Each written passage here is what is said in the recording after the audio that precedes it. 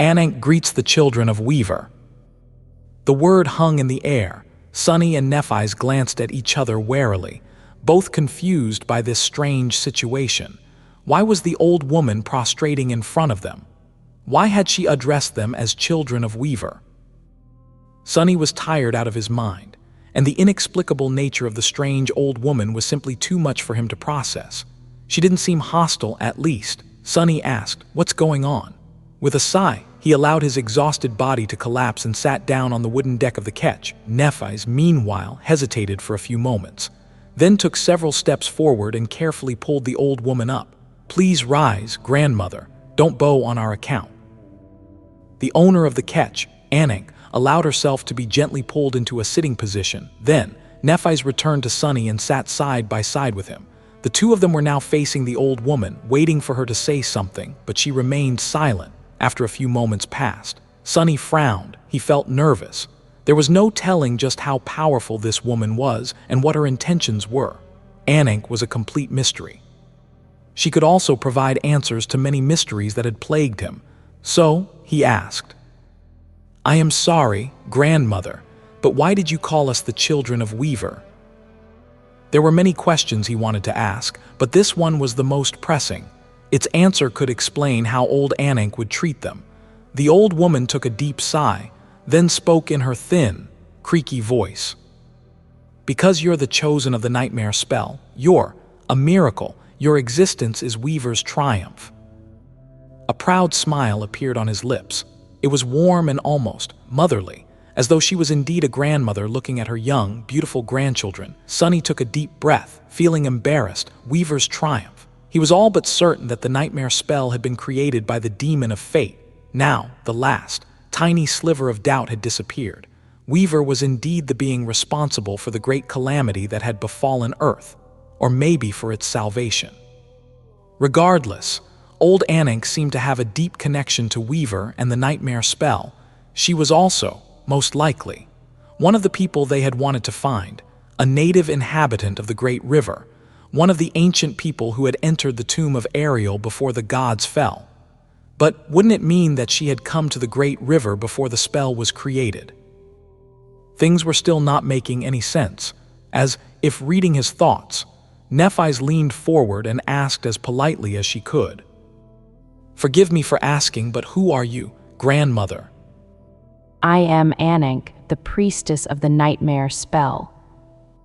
In the silence that followed, the old woman gently shook her head. "It must be hard for you to imagine, my lord and lady. You come from a time when the nightmare spell has matured and rules unopposed. Its blessings given freely to all, but it wasn't always like that. At the beginning, which was also the end, when the nightmare spell was still in its infancy, there was a need for people like me to tend to it, protect it, and, above all, to help it spread, so that it could grow stronger."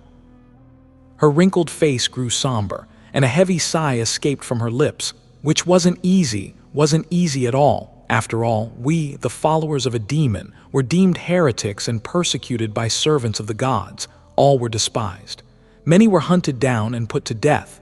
Well, not that I experienced any of that myself. Every sentence the old woman spoke was a revelation, and they followed one after another. There were so many startling pieces of information she was sharing freely with them that Sunny found himself unable to digest it all. He felt like a person who was drowning in a deep sea after spending years dying from thirst in the desert. Priestess of the nightmare spell, the beginning that was also the end. Must be the early stages of the war between the demons and the gods. Wait. The spell wasn't created as it's today. It had to grow, be grown even, persecuted by the gods. What? He was failing desperately to keep up. Tired as he was, Nephis was struggling, too, but it seemed as though she had a slightly better grasp of the conversation. White sparks ignited in her eyes. "So, our existence is proof that the suffering of the followers of Weaver wasn't meaningless, that the nightmare spell you worshipped and proselytized has realized its great design." Ananke nodded and looked at them with reverence, which made both feel uncomfortable. "Indeed, you're very wise, my lady." Nephis remained silent for a few moments, then remarked evenly, "You don't seem to be surprised by the fact that we come from the future." Sunny forced himself to focus. It was a very poignant question, and one that he had failed to think of himself, distracted by the avalanche of revelations. The old woman slowly nodded, her breath ragged. It seemed that it was hard for her to speak for so long, but she still forced herself to answer. "Of course, I'm not surprised. Haven't you come from upstream, my lord and lady?" Nephis and Sunny glanced at each other. They had indeed, the natives of the great river, which flowed from the future into the past, would have had a different perception of time. For them, people from the future might not seem that strange. Ananke took a breath, then added tiredly, "But I was also warned that you would come." That was perhaps the most shocking revelation yet. After a moment of silence, Sunny raised an eyebrow while hiding how shaken he truly was, and asked, "Warned? How?" The old woman nodded again, her unbound white hair moving in the wind. "I received a message, in my dreams, a message that the children of Weaver would come, and that." She paused for a few moments, catching her breath, then finished fervently, "And that I must help them reach fallen grace, where Dusk, the last of the Sybil's, reigns. If you know someone who would appreciate this strange journey, consider sharing the episode with them. Dusk, Sybil of the fallen grace." Sunny shivered, of course. He remembered who Dusk was. He was wearing a tunic called Shroud of Graceless Dusk, after all, the transcendent memory of the 6th tier he had received for slaying the terror of 1049. That damned horror. If he were to try and assign numbers to the enemies he had faced in Antarctica based on how many mental scars they left him with, the beautiful flower of floating white silk would be squarely placed second, right behind the winter beast. Even Goliath, who had literally killed him, didn't leave as harrowing of an impression. Of course, Dusk was most likely neither dead nor corrupted yet in the nightmare. She was still a human, and seemed to be ruling a place called Fallen Grace. Since Sunny and Nephis wanted to reach the civilization of the Great River and find the Sybils, this destination was perfect. It was a little bit too perfect. Even, Ananke had answered one of the most important questions they had.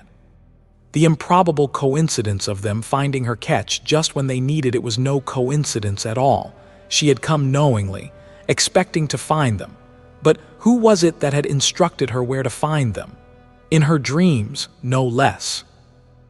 Who was pulling the strings of this nightmare behind the scenes? Is it, perhaps, the last Sybil herself? Sunny frowned, knowing that he wouldn't find the answer anytime soon. The earliest opportunity was probably going to be when he came face to face with the Sybil of the Fallen Grace. Again, he sighed. Old Ananke hesitated for a few moments after Sunny asked, "Fallen Grace? How far is that?" "It's far, very, very far, so far that I won't be able to guide you all the way there." She grew silent, her eyes closing slightly. It almost seemed as though she had dozed off. Then, however, the old woman shook slightly and added, "But I will take you as far as I can go, my lord and lady. You see, we demon followers weren't welcome here in Ariel's tomb either. They chased us away. And we traveled upstream for a long time before settling down and building Weave.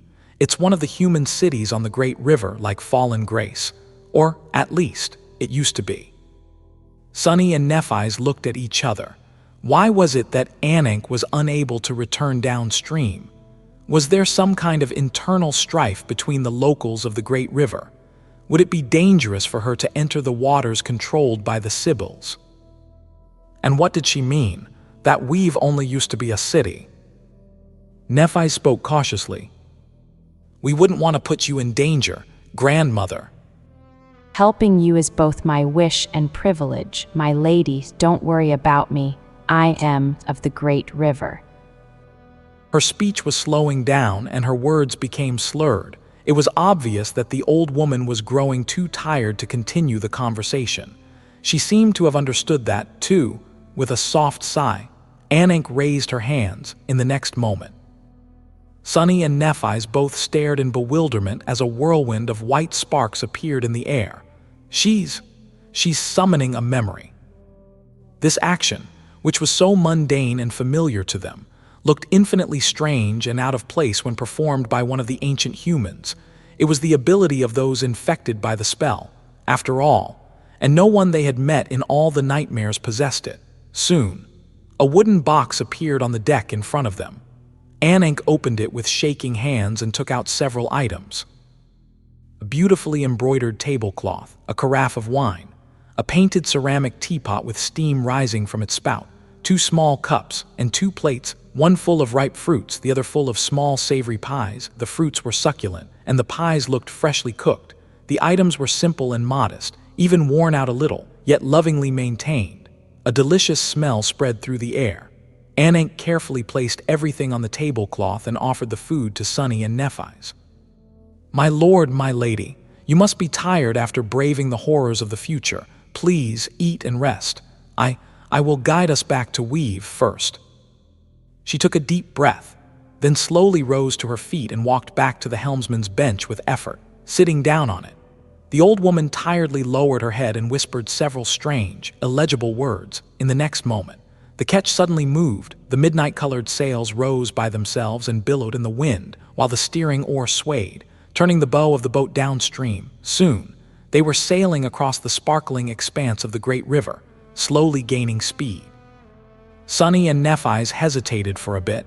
Both of them were completely exhausted and incredibly hungry. But they still didn't trust the old woman. What if the food was poisoned? What if she was waiting until they fell asleep to kill them? Sunny glanced at the frail figure of the priestess. She looked too fragile and weak to pose any threat to them. Of course, looks could be deceiving, but he also felt that Ananke had been sincere and treated them with nothing except great benevolence. It was hard to dislike or distrust the kind, earnest old woman. Sunny eventually muttered, "Ah, whatever." Even if she had done something to the food, he was very hard to poison. Blood weave made him all but immune to most toxins. After all, shaking off the mad desire to devour everything in sight, the faint remnant of the ferocious form of the River Serpent. He tentatively picked up a savory pie, still warm from the oven, and took a bite. His hand trembled, not wasting any more time. Sunny sent the whole pie into his mouth and chewed greedily. He murmured, "Delicious." So delicious. A few moments later, he raised his thumb and nudged Nephis with his elbow. She lingered for a moment, then followed his example. They ate and drank like 2 kids being spoiled by their grandmother, oblivious to everything else. Soon, the entire meal disappeared. They didn't even spare the wine. After that, Sunny felt incredibly sleepy, but it wasn't the unnatural feeling of having been drugged. It was simply the natural reaction of his abused body demanding some well-deserved and much-needed rest. Safe. We're safe, I think. Struggling to keep his eyes open, Sunny looked at Nephis. She was tired, too, and yet she nodded to answer his silent question. "It's all right, I'll take the first watch, you can." Before she even finished the sentence, Sunny had already dropped his head on her lap, fast asleep. Sunny slept like a baby. There were no nightmares haunting his dreams, and when he woke up, his heart felt strangely at peace. He remained motionless for a while, feeling the warmth of Neph's hand resting on the crown of his head. The ketch was moving swiftly across the water, carried by both the wind and the current, and the world around them was dark. It was already night. Nephis should have woken him up. Had she got any rest herself? Sunny realized. "I overslept." Turning his head slightly, Sunny looked up and saw her elegant jawline. She was leaning on the wooden side of the ketch, her eyes closed. Her breathing was slow and deep. She was fast asleep, so no one was keeping watch. "Don't be upset with the lady, my lord." Sunny flinched slightly and glanced at the stern of the boat, where Ananke was still sitting, holding lightly to the steering oar. Her dark mantle was of the same color as the night sky, making it hard to discern where its folds ended. And the night began. He heard her say, "You both needed rest." Sunny felt very comfortable laying on Neph's lap, but he had to sit up with a reluctant sigh. Rubbing his eyes, he looked at his shadows, which were all but invisible in the darkness. None of them showed any sign of being concerned, so he judged that the old woman hadn't tried anything strange while they slept, even though it would take a few more days for his reserves of essence to be fully replenished. They weren't dry anymore, due to the shroud of dusk. He also felt rested and refreshed. However, he was slightly hungry, Sunny hesitated for a few moments, and then asked, "Say, you wouldn't happen to have more of those little pies?" There should be a few left in the box. Eat well, my lord, I made them with care. Sunny noted that the wooden box wasn't a memory that created food, but instead a storage memory that helped keep supplies fresh. Everything inside must have been prepared by Ananke in anticipation of meeting the children of Weaver. Opening the lid, he discovered a few leftover pies, as well as more fruit and a couple other simple dishes, all perfectly fresh and preserved. It smelled so wonderful that he remained motionless for a moment, enjoying the fragrance. Misunderstanding his hesitation, the old woman spoke. "I am sorry that I can't offer you more. My lord, it's not easy for me to procure fruit and flour these days. I hope you aren't too disappointed." Sunny looked at her and smiled. "What are you talking about, grandmother? I once ate nothing but rotten devil meat for an entire month. This is nothing short of a feast." To illustrate his point, he picked up one of the pies and greedily pushed it into his mouth. Ananke tilted her head a little. "Do people still suffer from hunger in the future?" Sunny chewed for a long time before answering. The old woman clearly believed that the future was some kind of a paradise that she and the other followers of Weaver helped create. He didn't want to hurt her feelings. He shrugged. "Smart people don't, but I am not too smart myself. Sadly, at least not all the time." Then a sudden thought flashed through his mind. Sunny looked at Ananke carefully, then asked, "But what about you, grandmother? Have you eaten anything?" She was so thin and frail that he had mistaken her for a corpse not too long ago. However, she had only offered the food to them, not partaking in it herself. Ananke gently shook her head. "This body of mine doesn't get hungry often. I'll just catch some fish later." Sunny frowned, then took out the rest of the pies and walked over to the steering oar, offering them to her. "No, that won't do. Please eat some too. Otherwise, my teacher will give me a beating once I come back home." Teacher Julius would indeed be beside himself if he learned that Sunny stuffed his belly while an elderly woman starved herself nearby. Even if that woman was just a nightmare inhabitant, more than that, just what kind of fish was she going to catch in the great river? Ananke hesitated a little, then took one of the pies with a shaking hand and smiled. "Thank you, my lord, that's enough." When he went back to the box, Neph stirred slightly and opened her eyes. She stared at her empty lap for a few moments, then looked at Sunny and blinked a couple of times. Finally, she sniffed the air and turned to the wooden box, guided by the enticing fragrance of the freshly cooked food. Her eyes glistened. The two of them had a scrumptious meal while Ananke slowly ate her single pie. The atmosphere inside the ketch was strangely peaceful. It was as though they were sailing on a calm lake instead of the deadly expanse of the great river, where all kinds of terrifying creatures dwelled. The water was glowing with soft opalescence, while the sky was impenetrably black. The beautiful vista of the world hidden within the tomb of Ariel was as dreamlike and mystical as ever. As Sunny looked at the surface of the water, he suddenly saw its light grow dim. There was a vast, inconceivable shadow moving somewhere unfathomably deep. Below them, blocking off the radiance of the drowned suns with its endless expanse, for a few moments, a bleak darkness enveloped the entire span of the great river around the ketch, and then indifferently moved on. He shivered and looked at Ananke, terror hiding in his lightless eyes. The old woman calmly held the steering oar as she smiled. "Don't worry, my lord, they can't sense us." Sunny hesitated for a while, wondering if he should ask who the they she spoke of were. In the end, he remained silent. There were things that a person was better off not knowing. Sunny wasn't sure if he could allow himself the luxury of ignorance, but he decided to enjoy being ignorant still, at least for today. There were still a lot of questions Sunny wanted to ask Ananke, and a lot he needed to learn, but surrounded by the silent darkness of the night, he simply listened to the gentle sound of water splashing against the hull of the swift ketch and stared at the glowing expanse of the great river without saying a word. A lot had happened yesterday. Gods, was it really just a day ago that he had fought the Azure Serpent? The fearsome battle. The frantic escape from the dark island. There hadn't been a single moment of peace for him to settle himself and contemplate these matters yet. He had really done it. He had killed a great beast, Sunny mused. It feels like a dream.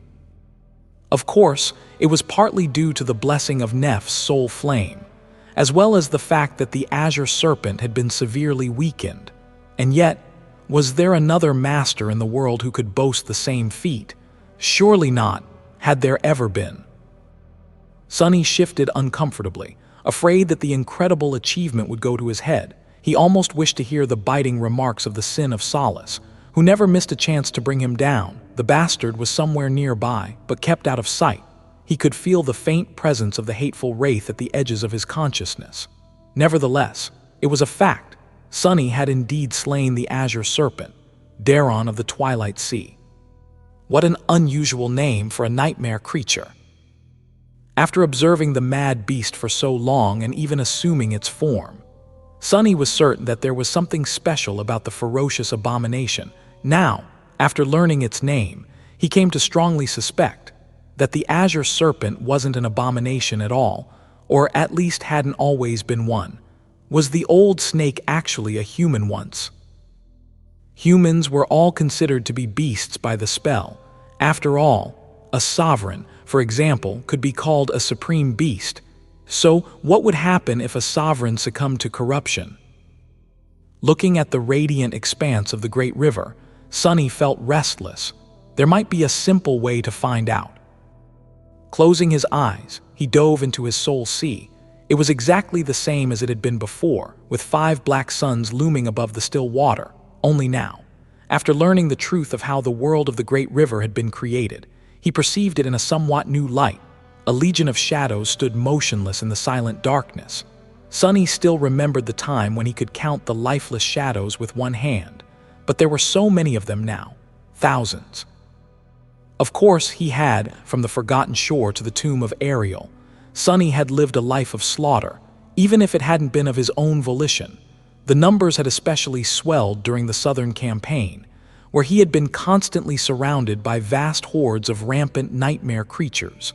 Sunny asked, "Have I really killed that many?"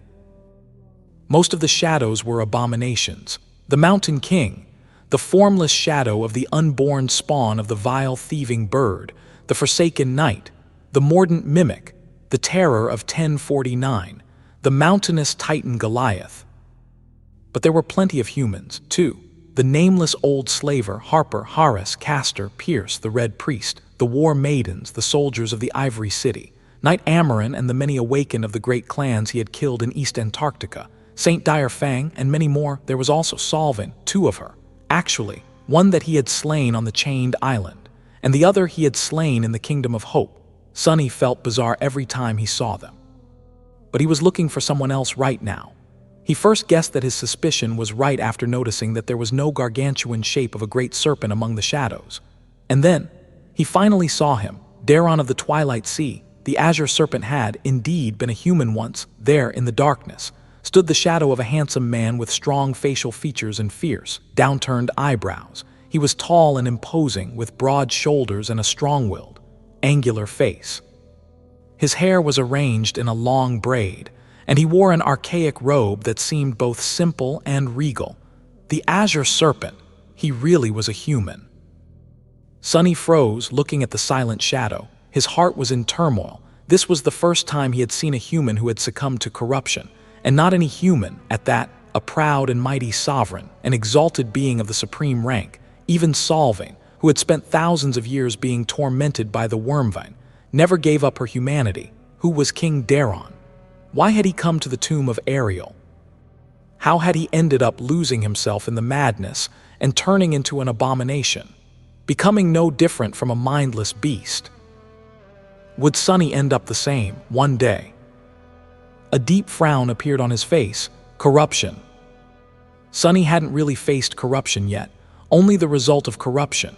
Those frenzied fiends humans of the waking world called nightmare creatures. However, he felt that if his power continued to grow, he would come into contact with it eventually, perhaps even inevitably. Sunny found the thought troubling. He glanced at the shadow of Daron one last time, hesitated, and then said quietly, "Find peace within me, "Old snake, your nightmare is over." The Azure Serpent had been a terrible enemy, but he had also protected Sunny and Nephis from the other horrors of the Great River. They wouldn't have been able to enjoy the blissful month on the Dark Island if not for his madness, hunger, and ferociousness. Sunny had learned a lot from the Great Serpent. As well, with a sigh, he turned away and walked to stand between the 5 black suns. There was still something he needed to see. Sunny had received a memory after killing the corrupted sovereign. After all, his first memory of the supreme rank, his first memory of the supreme rank that he had actually earned, as opposed to mysteriously receiving it out of nowhere, summoning the runes. Sunny found the unfamiliar string of them and read, "Memory, Crown of Twilight, Memory Rank, Supreme, Memory Tier I, Memory Type, Tool." Sunny wouldn't have minded receiving a weapon or an armor, but a tool could be incredibly valuable, too. After all, he already had the Sin of Solace. The Jade Sword was only of the Transcendent rank, but it still possessed the ability to cut the flesh of great nightmare creatures, albeit with some effort. It was just that Sunny had to create an opportunity to use that ability first. Sunny observed. A tool. He also had the Mantle and the Shroud of Dusk, and while neither of them was durable enough to resist an attack by a creature like the Azure Serpent, that problem could be solved by not getting hit. Both the lack of a suitable weapon and the absence of suitable armor could be solved. A powerful tool, meanwhile, would give Sunny more ways to find the solution. So, he wasn't disappointed, feeling both the gentle swaying of the ketch and the silent stillness of his soul sea. Sunny continued to study the runes. He hoped that the description of the Crown of Twilight would answer some of his questions.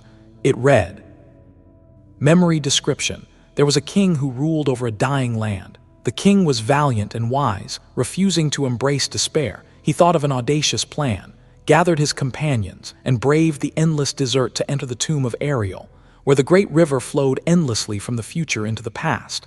Thus, the valiant king became a guide who guarded his people in their nightmares.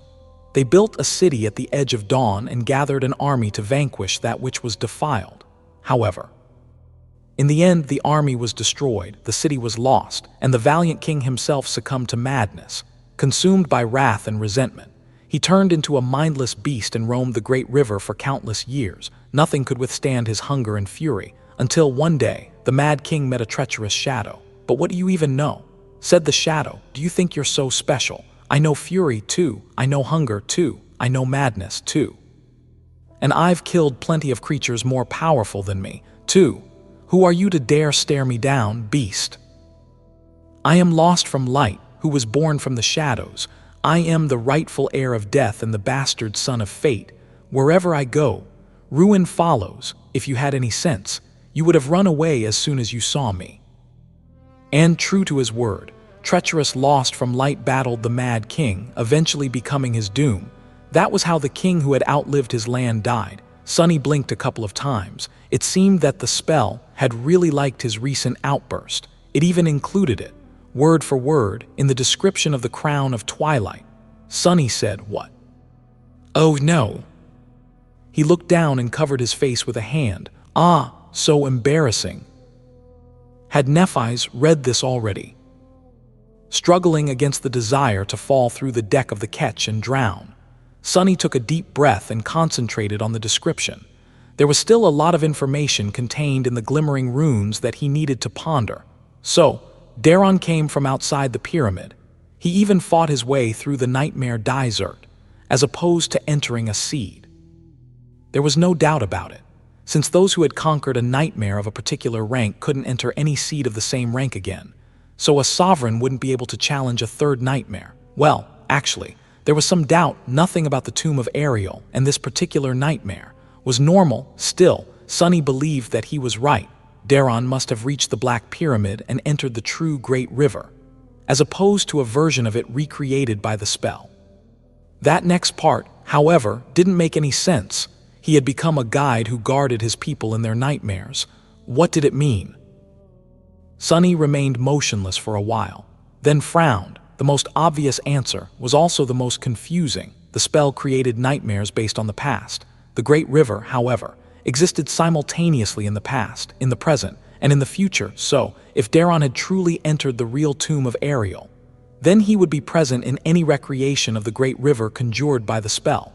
Therefore, if his subjects challenged a seed connected to the Black Pyramid, their sovereign would be waiting for them on the other side to help them conquer it. If I am right, then it was indeed an audacious plan. There was just one glaring problem with this theory. It was that the seeds of nightmares, and the nightmares themselves, hadn't existed in the ancient past of the dream realm. No explorer had ever discovered signs that its human inhabitants had possessed knowledge of the nightmares, and Noctis hadn't known anything about them either. So, how could Daron come up with a plan to use the uniqueness of the great river to help his people transcend through a nightmare? If there were no nightmares at that time yet. Then again, Ananke was from a time when the seed of the spell had already existed. Granted, that time was at the start of the war between the demons and the gods, so Daron couldn't have lived much later. That war was the cataclysm that no one had escaped. Arg, so confusing. In any case, Daron's plan had failed. Although many of his people managed to join him within the tomb of Ariel, they died trying to destroy that which was defiled, whatever it was. Actually, that phrase is perhaps the most important piece of information in the entire description. It was important, indeed, because it hinted at the goal of the nightmare, which also meant that Sunny, Nephis, and the other members of the cohort would have to succeed where the ancient sovereign and his army had failed. Sunny felt a bit of dread at the prospect, but at the same time, he also felt a little relieved. At least he knew now they wouldn't really need to search for the mystical estuary of the great river in order to return to the waking world. He muttered, "Great. They just had to kill something that even a sovereign hadn't been able to kill." He was going to have to discuss this with Nephis. In the meantime, though, he still hadn't learned what his new, shiny supreme memory could do. Looking back to the shimmering runes, he read, "Memory enchantments, legacy of twilight, king's resentment, royal promise." Sunny raised an eyebrow, pleasantly surprised. 3 enchantments on a memory of the first tier. That was rare. As an amateur sorcerer, he knew just how hard it was to build a varied spellweave around a single nexus. Intrigued, he continued to study the runes, legacy of twilight enchantment description. This memory greatly improves the rate at which the wearer's essence is replenished at the borders between day and night. King's resentment enchantment description. This memory grants the wearer complete immunity to mind attacks, but plagues them with irresistible wrath instead. Royal promise enchantment description. This memory infuses authority over water into the wearer's domain. The extent of this authority depends on the might of the domain. Sunny scratched the back of his head. The first enchantment was rather straightforward and extremely useful. Granted, that usefulness was situational. It would greatly speed up his recovery of essence at the borders between day and night, meaning dawn and dusk. The second enchantment was tricky. Complete immunity to mind attacks was an incredible trait to have, but it came at the cost of being consumed by mad fury. Sunny wasn't sure what to make of it, luckily. It was an active enchantment, so he could use the other 2 without going berserk, but the third enchantment was simply confounding. Infuses authority over water into a domain. What? What were people like him, who didn't even have a domain, supposed to do with it? Sunny took a deep breath, then left the soul sea and opened his eyes. The great river was still shining softly, the flowing water foaming as it parted before the bow of the ketch. He hesitated for a few moments, then summoned the crown of dusk. Soon, a band of black metal shaped and engraved to resemble a river serpent appeared on his head. The weight of it felt unfamiliar, but at least it prevented his hair from getting in his eyes. That was already useful enough. Sunny lingered a little, then lowered his hand toward the surface of the river and activated the royal promise. He noted, "It looks cool, too." Suddenly, he felt the water responding to him.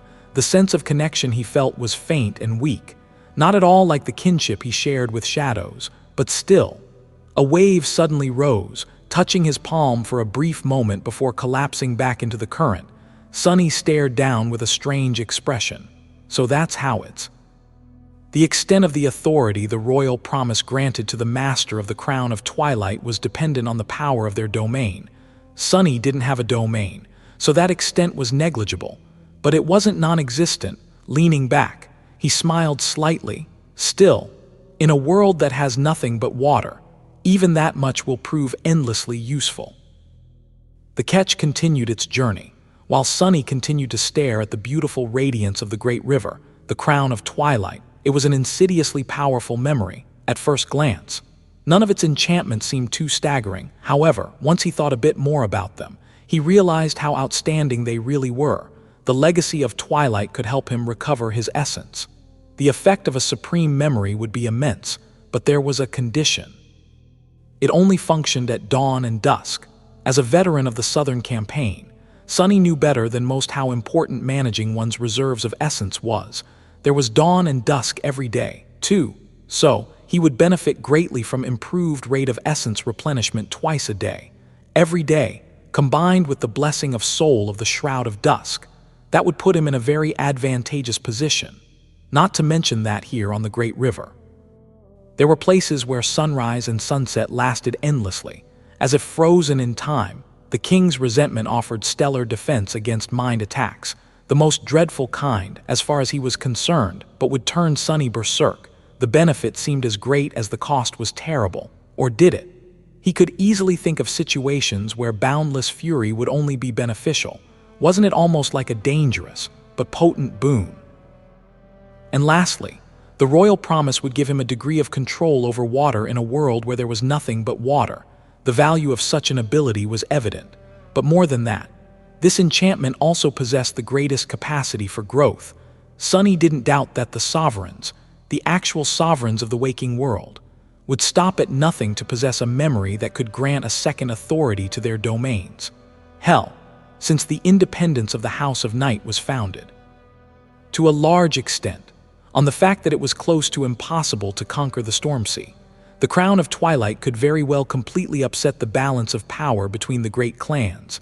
The royal promise would allow any sovereign to add Night's territory to their own, and yet here he was, a mere master, in possession of it. Sunny smiled.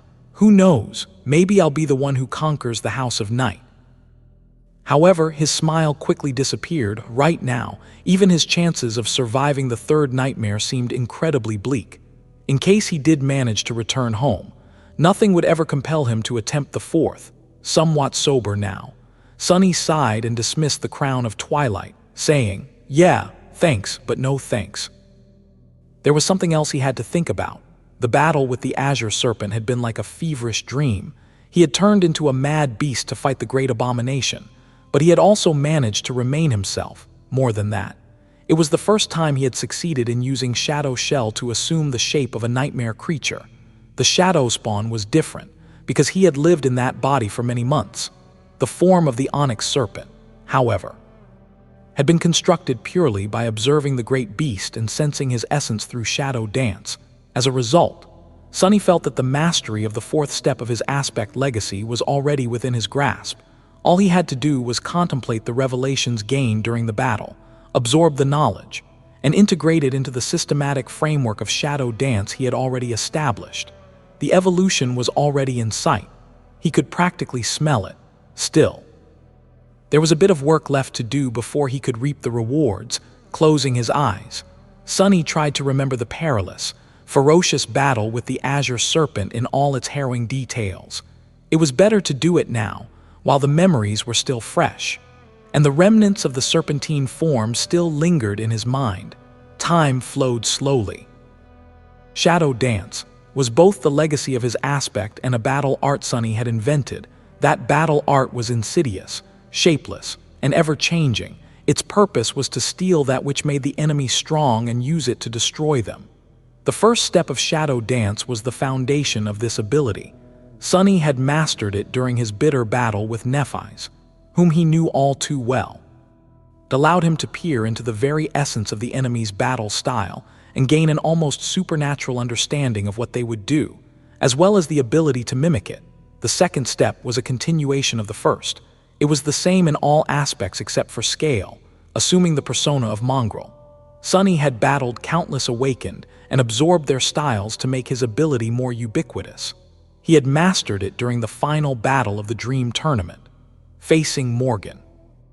That breakthrough deepened his understanding of the fundamental governing principles of battle, which allowed him to shadow unfamiliar and sophisticated battle styles much faster and with greater ease. He also gained the ability to intuitively sense the unique ways in which his opponents utilized their soul essence to make those styles possible. The third step was different. It expanded on the first two, broadening the scope of shadow dance by redefining what a battle style was, outwardly. That simply meant that Sunny had begun including nightmare creatures in the ranks of enemies he shadowed. Inwardly, however, the distinction was much greater. The third step had more to do with Sunny himself than with his enemies. After plunging into the alien and perverse minds of various abominations in the Red Colosseum, he still found himself falling short of an epiphany. That was because Sunny had to let go of his own sense of self to truly be able to shadow things that were innately different from him. He had to become more like the shapeless, formless shadows. He had managed to pass this impossible test because of the battle with Nightmare. The third mastery vastly broadened and improved his ability to shadow his enemies, as well as giving him the ability to perceive the flow of essence within them clearly. However, it also made shadow dance a double-edged sword. Sunny had found it easy to get lost in the form of an adversary, forgetting himself forever. The best defense against this risk was his true name, which served as the anchor of his soul. And now, there was the fourth step. Sunny still felt the lingering remnants of the Azure Serpent paint his perception of the world. After delving into the form of the mad beast so deeply, he struggled to shake it off. He added, "It's even more dangerous." The fourth step was also a continuation of the previous one, a logical progression that both completed and transformed the perilous gift of the third step. The third step was about breaking the rigid constraints of Sunny's mind to make it as shapeless and adaptable as a shadow. The fourth step was about allowing Sunny's physical form to follow suit. The key to mastering it was shadow manifestation. In the dreadful crucible of Antarctica, Sunny had invented Shadow Shell and Shadow Incarnation, which gave him all the tools he needed to reach the fourth mastery. But it wasn't until the battle with Daron of the Twilight Sea that he hammered all these elements together into a cohesive whole. Thinking about it, he shivered. Any form, any shape. The ability to not only grasp the essence of but also become any creature he truly came to know. The prospect of such an ability seemed limitless, but so was its danger. What will I become if I use the fourth step a lot? There was an even more frightening question. If the fourth step of shadow dance was already so incredible and daunting, then what would the fifth, the sixth, and the seventh steps look like? Sunny felt that he needed to be careful, but he also knew that he wasn't going to let go of this power. He needed it. With a sigh, he thought back to the battle with Daron of the Twilight Sea and started going over every moment of it, absorbing the feeling of becoming a great serpent into his bones. With every minute that passed, he felt the moment where everything would click together, drawing closer. The waters of the great river were already dimming by the time Sunny opened his eyes. He let out a deep sigh and remained motionless for a few moments, contemplating his progress. I am so close. It was probably a matter of days, a week or two at most, before he mastered the fourth step of shadow dance and received the fourth legacy relic. Excited, Sunny wondered what it would be: a shadow, a memory, or something else entirely, like another drop of ichor. Whatever it's, I hope Bloodweave doesn't gobble it up again.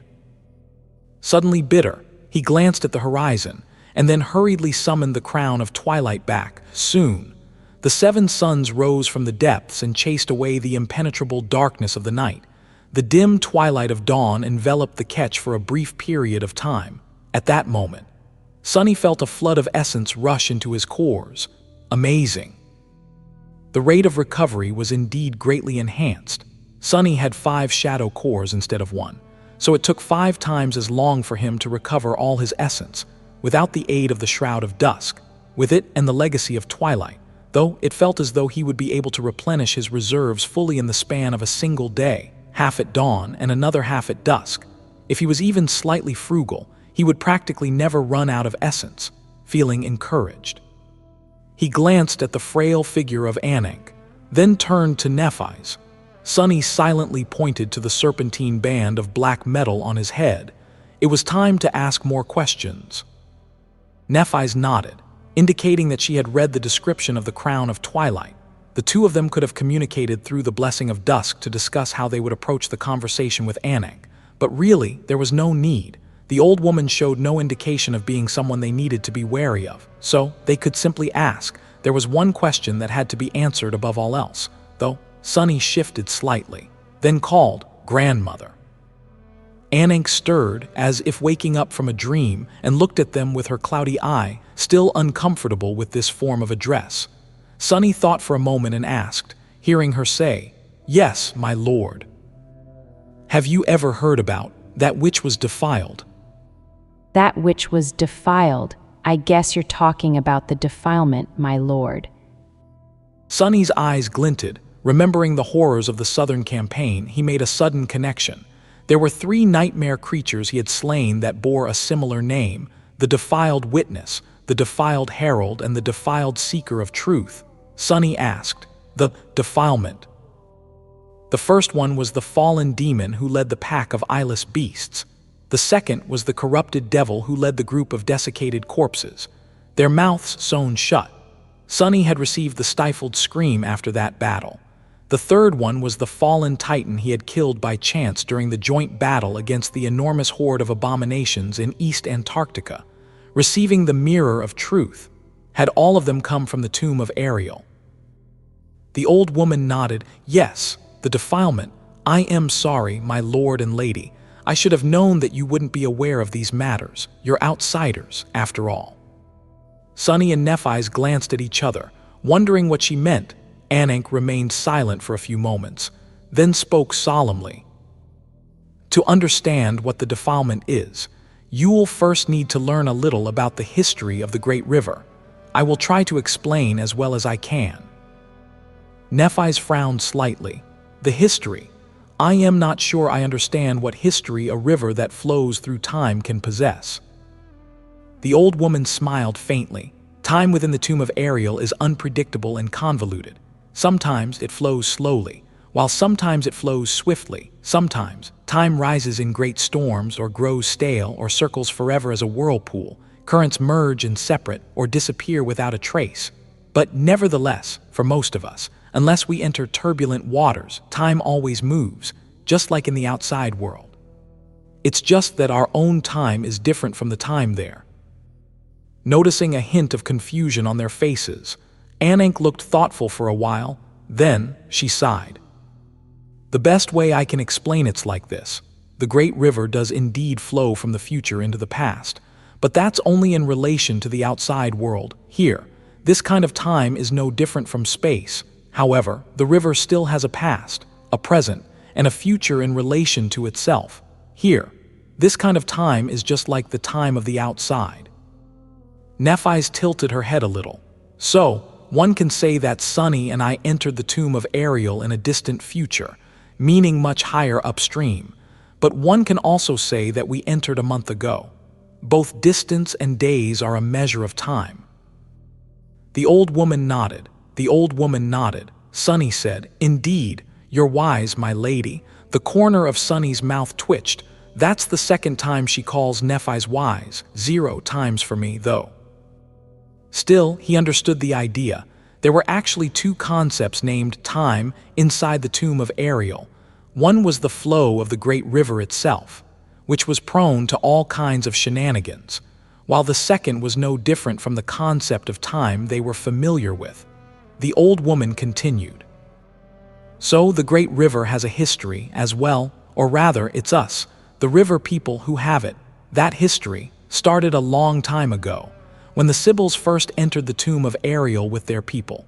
There were others, too, all kinds of humans and creatures who came seeking truth, which is said to be hidden at the estuary." Her creaky voice grew wistful. "That was when we, heralds of the nightmare spell, came to the great river as well. I was told that it was a golden age. The Sybils established their cities, and powerful seekers built solitary manors among the waves. They had escaped the end, and lived in peace and prosperity within the tomb of Ariel. Sunny found something curious and asked, "You were told you weren't there yourself." To think of it, when Ananke had spoken about the persecution of the followers of Weaver, she had mentioned not experiencing it personally. That statement had sounded rather strange at the time, but there were many other questions that needed to be asked first. The old woman chuckled. "Goodness, of course, no, I might look old, but I'm not that ancient. No, I was born much later, after Weave was already established, unlike those who have come from outside like you. I am Riverborn." Sunny made a mental note that there was a distinction between the outsiders and the Riverborn, and continued to listen.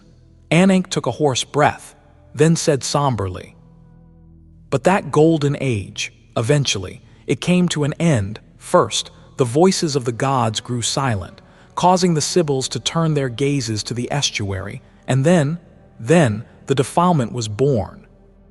Ananke's weathered, wrinkly face grew dark. The old woman lingered for a while before saying, "The other name for the defilement is corruption, a special kind of corruption that appeared on the great river and then spread from downstream like a plague, or rather, was spread." Nephis frowned as she asked, "Spread from downstream?" It's because the defilement, its origin is the estuary.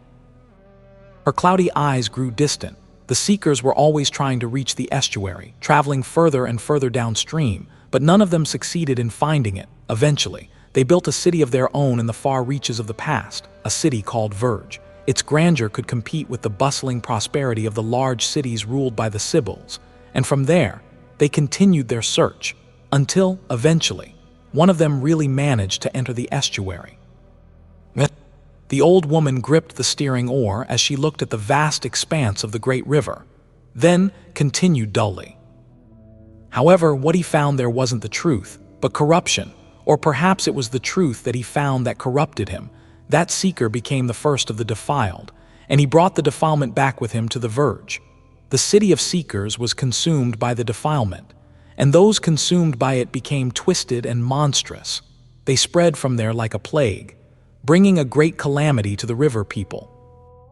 Ananke grew silent, breathing heavily. Sunny was scowling deeply, so that was what happened. The hideous truth that the demon of dread had hidden in the heart of the Black Pyramid. The first person who learned it was consumed by corruption as a result. Not only that, but he also infected the rest of the seekers with it, destroying, or rather, transforming, an entire city into a nightmarish source of the spreading corruption, of the defilement. Just what kind of secret had Ariel buried at the dawn of time? More importantly, was that what Daron of the Twilight Sea had tried to achieve? Storm the corrupted city of Verge and slay the first witness to the harrowing truth. Who was the root of the defilement? If so, their task would be a dreadful one. Nephis seemed to be thinking the same. After pondering for a while, she asked, "What happened next?" Because of the defilement, the peaceful waters of the great river became plagued by the corrupted.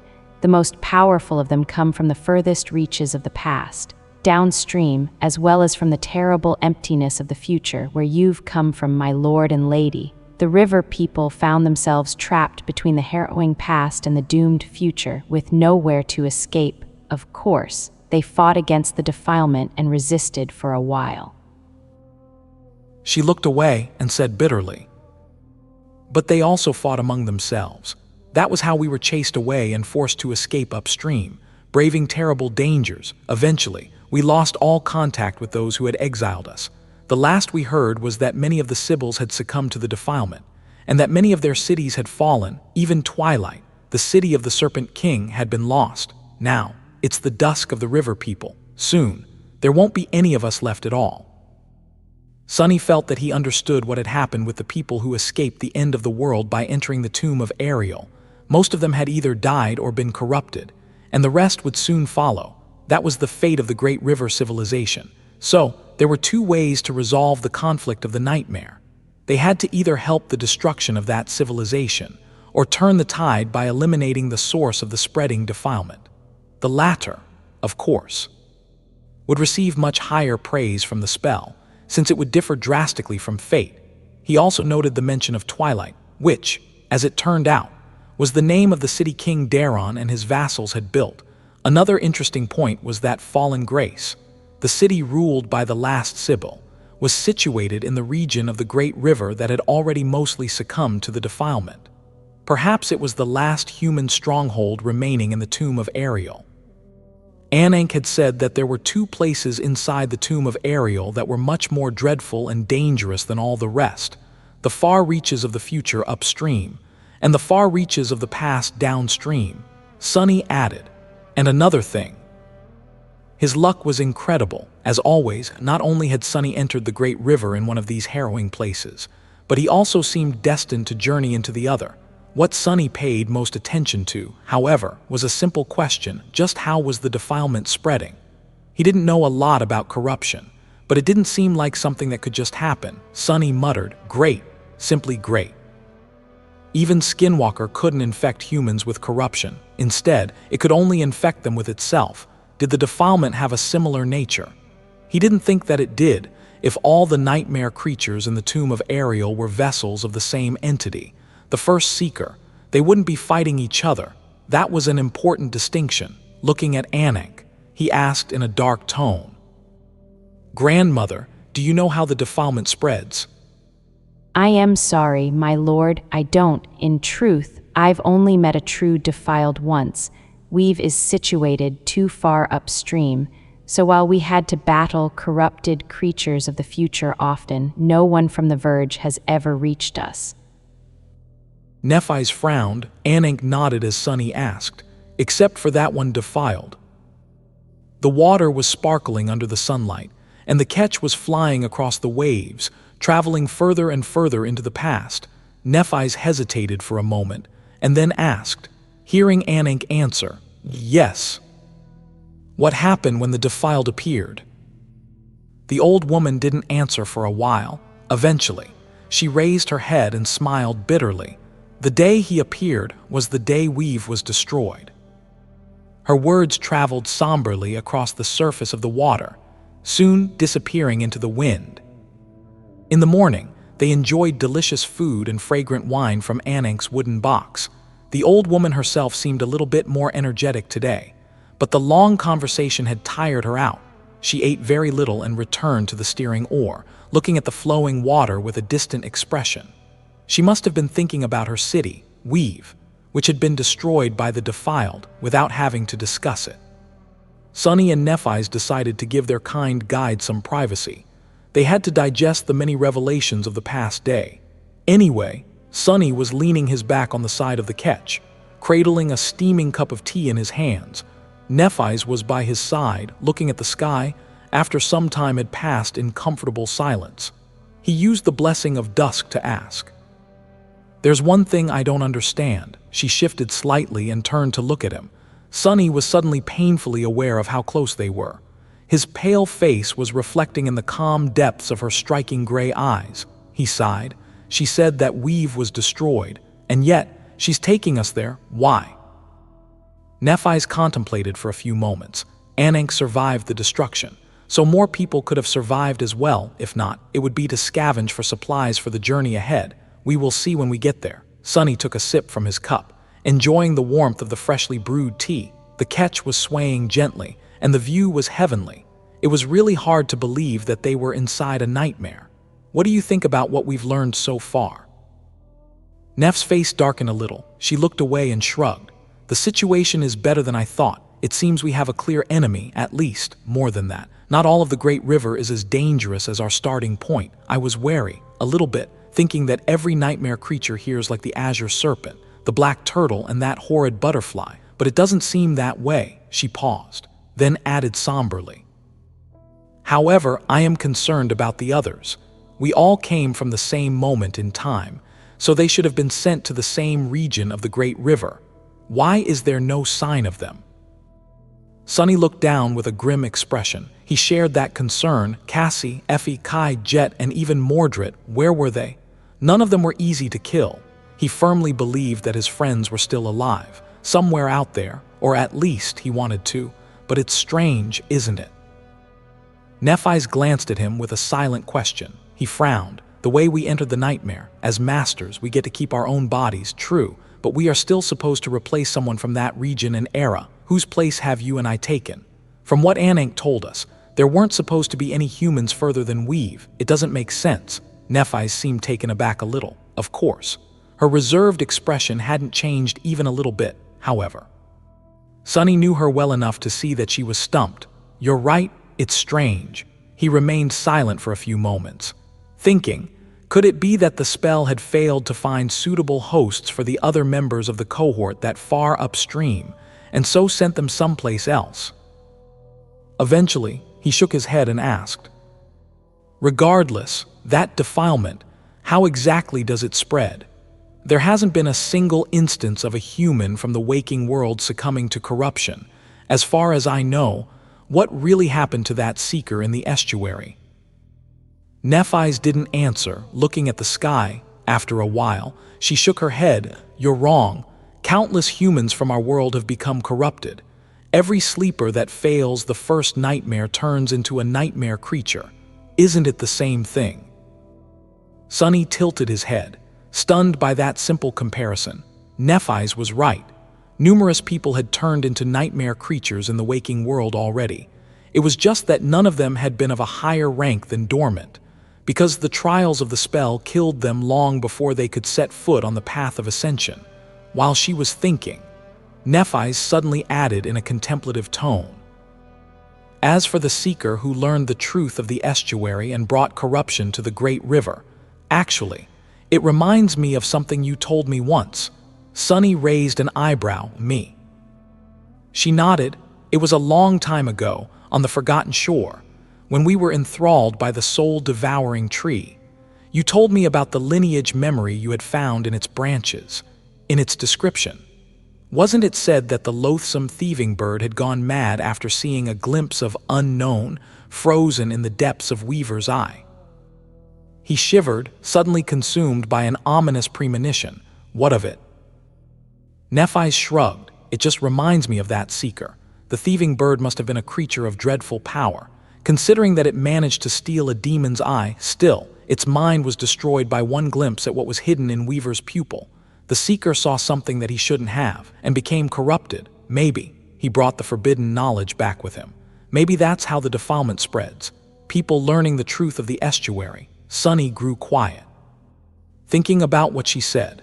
The description of the drop of ichor indeed stated that the vile thieving bird had gone mad after seeing the reflection of the unknown in Weaver's eye. Was it perhaps another way of saying that it had become corrupted? And if so, had something similar happened to the first seeker? Was the truth buried by Ariel in the heart of the Black Pyramid the same truth Weaver had witnessed once, and which became forever frozen in the depths of his, or hers, eyes? You wanted to be free of the truth, so you didn't deserve it. He remained silent for a while, then sighed. Well, that's great. Now, we don't only have to be wary of nightmare creatures, we even have to be careful about what we learn. Damnation. You do know that I am a very curious guy, don't you, Neph? She looked at him, lingered for a bit, and smiled. Oh, I do. You're indeed a very curious guy, lost from light, who was born from the shadows, rightful heir of. Sunny opened his eyes wide and hurriedly dismissed the mental connection of the blessing of dusk. Nephis leaned on the side of the ketch and laughed softly as Sunny called, "Hey, hey!"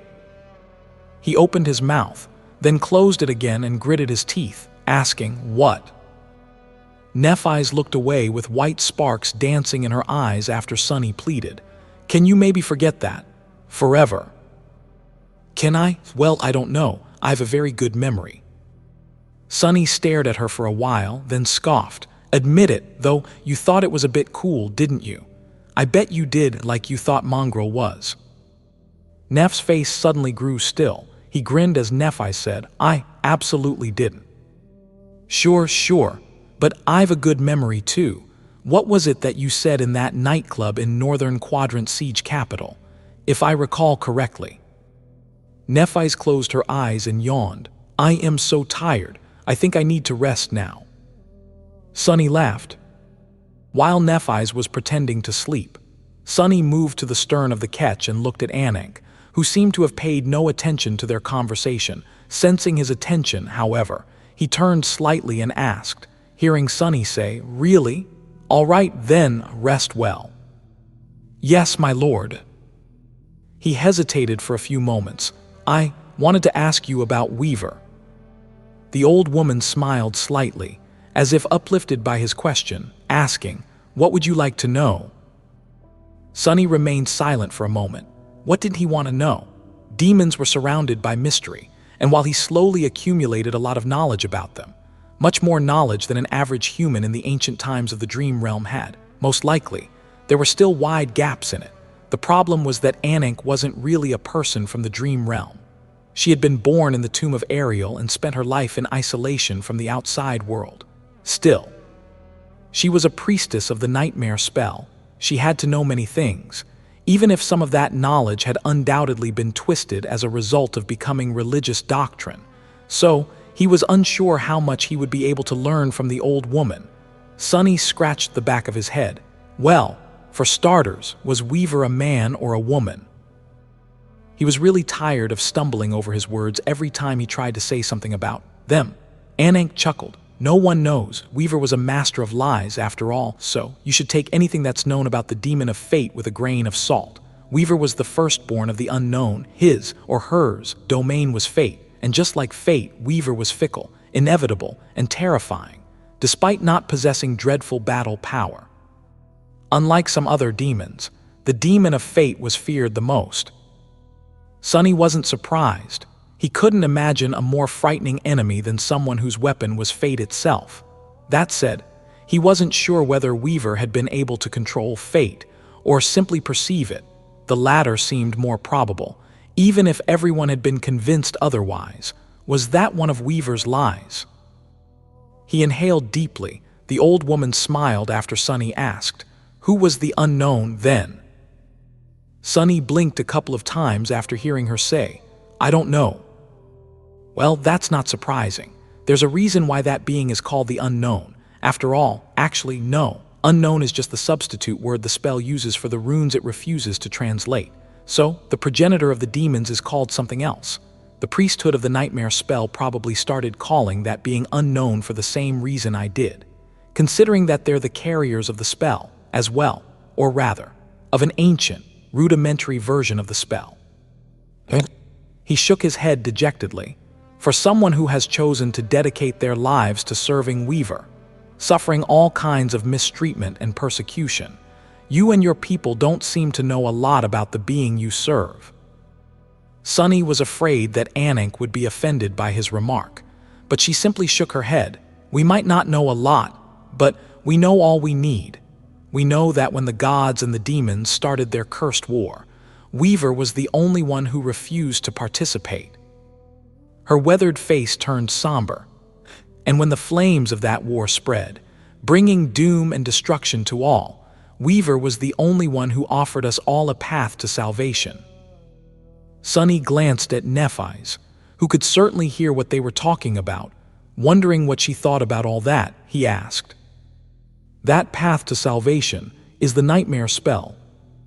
Indeed, the nightmare spell was created by Weaver and entrusted to us in order to save us all from the doom that demons brought upon. And there it was, a proclamation of a hidden truth that Sunny had tentatively considered before, but was never really sure of, that the purpose of the spell wasn't cruel and sinister in nature, but instead fundamentally benevolent, albeit still cruel, however. If that was what Weaver had told people like Ananke, could that truth really be trusted? She had just described the demon of fate as a master of lies, after all, and said that everything about Weaver should be taken with a grain of salt. Nevertheless, Ananke seemed to believe in the benevolence of the nightmare spell wholeheartedly. That was rather strange. The old woman, despite her age and wisdom, seemed a little bit naive. Sunny and Nephis weren't the worst people from the waking world by far. But even they had briefly contemplated attacking and killing her after discovering the catch, yet she had never been on guard against them, instead treating them with utmost sincerity. Sunny murmured, "How should I put it?" Her unwavering trust in Weaver was just the same. He hesitated for a long time before speaking again. "Grandmother, I don't mean to offend you, but hasn't that doom come already? Where is the salvation you were promised?" Why, it's right here, my lord. It's you, the children of Weaver. Sonny stared at her for a few moments, his expression incredulous. The old woman chuckled. "You might have misunderstood me a little when I spoke of salvation. I didn't mean that my elders, who had accepted the mission of caring for the nightmare spell from Weaver, hoped to save themselves. The Doom War, it threatened to destroy all life, all humans and all beings, everywhere, forever. So, what they really wanted to save was the future." She paused for a few moments, took a shaky breath, and added, "It might be strange to say this while sailing into the past, but the future, it's still ahead, and so it can still be saved." Sonny pursed his lips. The dream realm was already a dead world, with only nightmare creatures populating its hellish expanse. And now, the spell had even infected Earth with the same plague that had destroyed it, forcibly pulling more humans there, in an attempt to do what? He sighed. "How exactly are we supposed to save the future? We can't even save ourselves." The old woman shook her head. "That's for you to know, my lord. Although I'm a caretaker of the nightmare spell, I'm not a person it was meant for. All I can do is help those chosen like you brave the thorny path as much as I can with what little power I've." She smiled. "Even if it's just for a short while, that's enough for me." Sonny remained motionless for a few moments, then rubbed his face. Sonny wasn't sure that he was buying what Ananke believed, but at the same time he couldn't completely discard it. Sonny muttered, "Well, isn't that convenient? Just why did the creator of the spell have to be a nebulous and elusive creature, not only surrounded in mystery, but also obsessed with lies? Could there be anyone more untrustworthy?" Even though Sonny had inherited Weaver's forbidden lineage, wore Weaver's mask, and had a high affinity to fate, which was Weaver's domain, he still knew close to nothing about the demon of fate. Sonny cursed. Damn Weaver. Where had Weaver come from? Who hid behind the fearsome black mask? What motives had guided them? What goals had they pursued? He shook his head with resignation and looked at Ananke, frowning. "Whatever. If I can't learn about Weaver, I should at least learn everything else." Sonny collected his thoughts before asking the next question. "Grandmother, you said that the purpose of the nightmare spell is to save the future from the doom of the great war between the demons and the gods. To be honest, I am not entirely sure what that really means. What exactly is that doom? What made the war so terrible?" It was indeed terrible, of course. I haven't experienced the horror of those days myself. What I do know was passed down to me from my elders, who had, granted, they escaped the war before the end came, so even they didn't know how and why the true devastation happened. She paused to catch her breath, then continued in her creaky voice. "No one really knows what resentment pushed the demons to rise against the gods. It happened soon after the demon of desire escaped her chains. The youngest among them, the demon of destiny, called upon his siblings to wage war against the heavens. 5 answered his call, and only the demon of fate refused." Ananke moved the steering oar a little, her frail hand as dark as the polished wood. Many blamed the demons for everything terrible that happened, but truly, things weren't going well long before their rebellion. Most of the gods had grown distant, and people quarreled with each other, forgetting the days when everything stood together against the corruption. Humans fought against humans, and against other noble creatures. Followers of war burned the temples of shadow, and their empire spread, consuming many weaker realms.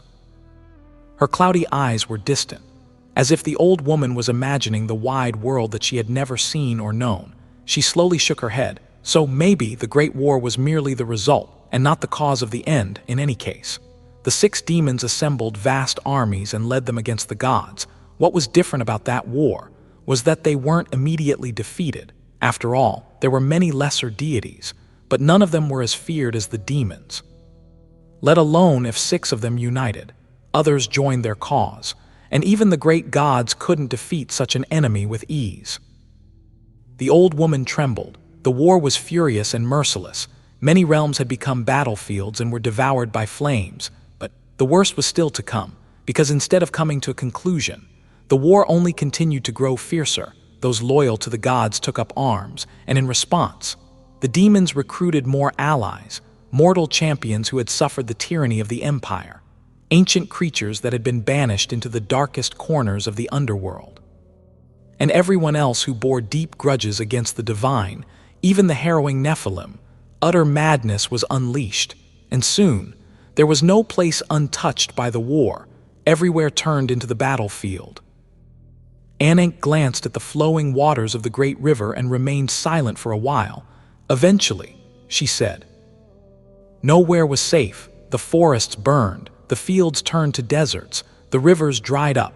A passing blow from the fighting deities could destroy entire cities. Over time, countless humans were displaced or lost their lives. That was when we started calling it the Doom War, believing that it would become the end of everything. It was also when Weaver created the nightmare spell and gifted it to us mortals." Sunny suddenly remembered the forgotten shore and the ruin that had befallen that land when the shining figure fell from the sky.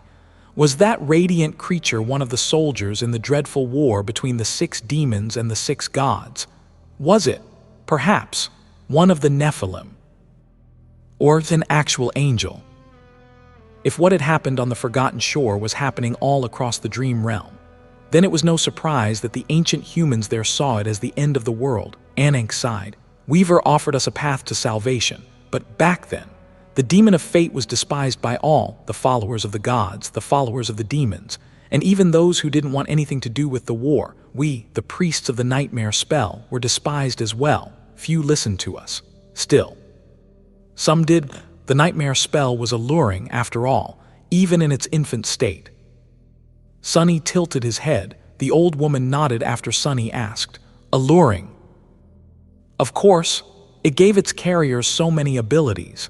The ability to possess memories and echoes, the ability to instantly be able to enter your soul's sea, awaken your aspect, be guided on the path of ascension. The nightmare spell promised people who desperately wished for power means to defend themselves. So Weaver wasn't only the most insidious demon, but also a devious salesman. The nightmare spell was packed with all kinds of boons that desperate people would find irresistible, boons that the humans of the waking world took for granted, since they had nothing to compare them to. No wonder the spell spread like a plague despite the contemptible reputation of its creator. Ananke lingered for a moment after Sunny asked, "So, what happened then?" The priests of the nightmare spell helped it spread, trying their best to bestow its gifts on new carriers. That was when my elders entered the tomb of Ariel. We never learned what happened after we left. The war must have turned even more harrowing, somehow, and neither side emerged victorious. Instead, everyone was destroyed, even the gods perished. She hesitated. I heard that more outsiders appeared after the voices of the gods grew silent. Maybe they brought news to the tomb of Ariel, but by then, we were already chased far upstream, so we never met them. The old woman's voice grew wistful as she said, "By now, most of them must have been consumed by the defilement. My lord, perhaps you can learn more if you speak to Dusk of fallen grace. She's one of the Sybils, after all. She must know more than a humble exile like me does." Sunny remained silent for a while, thinking. There was a lot to think about. Although Neph's eyes were closed, he could tell that she was thoughtful. As well, the history of the dream realm, which they could only guess before, was revealed in front of them with stark clarity. Of course, Ananke hadn't witnessed all these events herself, but the tales she relayed were passed down to her from people who actually had. No wonder. No wonder Mordred had told him that the knowledge and experience Awakened brought back from their nightmares were perhaps more important than the power and abilities they gained, and that legacy clans, especially those ruled by the sovereigns, were very particular about which seeds their scions challenged. Both valor and song must have accumulated a great deal of knowledge. However, that knowledge wasn't something just anyone could access. Even Nephis, who had been adopted into the great clan, didn't seem privy to most of their secrets yet. That was only natural. After all, knowledge was the origin of power, according to Weaver, and Anvil wouldn't trust her with power until she had proven herself. He lingered for a few moments, then looked to his right, where Ananke's mask still lay on the wooden deck. Stretching his hand, he picked it up and stared at the fearsome, demonic face. Sunny couldn't glimpse anything about the mask. He didn't even know whether it was a memory or a simple piece of carved wood. Glancing at Ananke, he pointed to the mask and asked, "Is this a divine memory?" No, my lord, this one is merely sacred, a lesser facsimile of the true mask of Weaver. It's a part of the ceremonial garb that we, priests and priestesses of the nightmare spell, wear both to escape the gaze of our pursuers and to follow in the footsteps of our benefactor. The demon of fate, the more accomplished a priest was, the higher rank memory they would be bestowed. Ananke looked away with a faint smile. My mother, whom I inherited this memory from, was one of the few who received a mask of the sacred rank, which was the highest of honors. As for divine memories of the mask of Weaver, I've never seen these holy relics. There were only ever 2 of them, entrusted personally to the first 2 who were chosen by the demon of fate, the high priest and the high priestess of the nightmare spell. Sunny studied the surface of the mask some more. After a short stretch of silence, he followed his whim and asked, "Does it have the 'Where is my eye' enchantment?" He was curious if Ananke, as the priestess of the spell, could teach him how to gaze at the tapestry of fate without dying. The old woman looked at him with a surprised expression. "Where is my eye? No, it doesn't, but if I may be so bold as to ask, how do you know the name of that enchantment, my lord? This sacred memory of mine only possesses 2. It was only the 2 holy masks that possessed a 3rd, and even then, very few ever learned about it." Before you start assuming things, I'm not a priest of the nightmare spell, nor am I a chosen of the demon of fate. It's just that I found this thing a few years ago in a godforsaken pit of a cursed city. I've been stumbling on various traces of Weaver while traveling the dream realm, so I guess I'm curious about him, or her, or whatever Weaver was. Sunny considered telling her about Blood Weave and the phalanx of the demon in question, which he had swallowed in the Ebony Tower, but decided against it. He didn't want to give the old woman a heart attack or put strange thoughts in her head. Her reverent attitude was already rather uncomfortable. Ananke remained silent for a few moments, looking at the mask, and Sunny, with that same reverence. Then, she sighed softly, "My lord, was this memory helpful to you on your journey?" He raised an eyebrow. "Helpful? Well, I guess it was. It saved my life a few times, but it also almost killed me a few times. In any case, I probably wouldn't be standing here without it." The old woman smiled. "Then it was fate that guided you to it, and me to you, by Weaver's grace." Sunny looked at her somberly.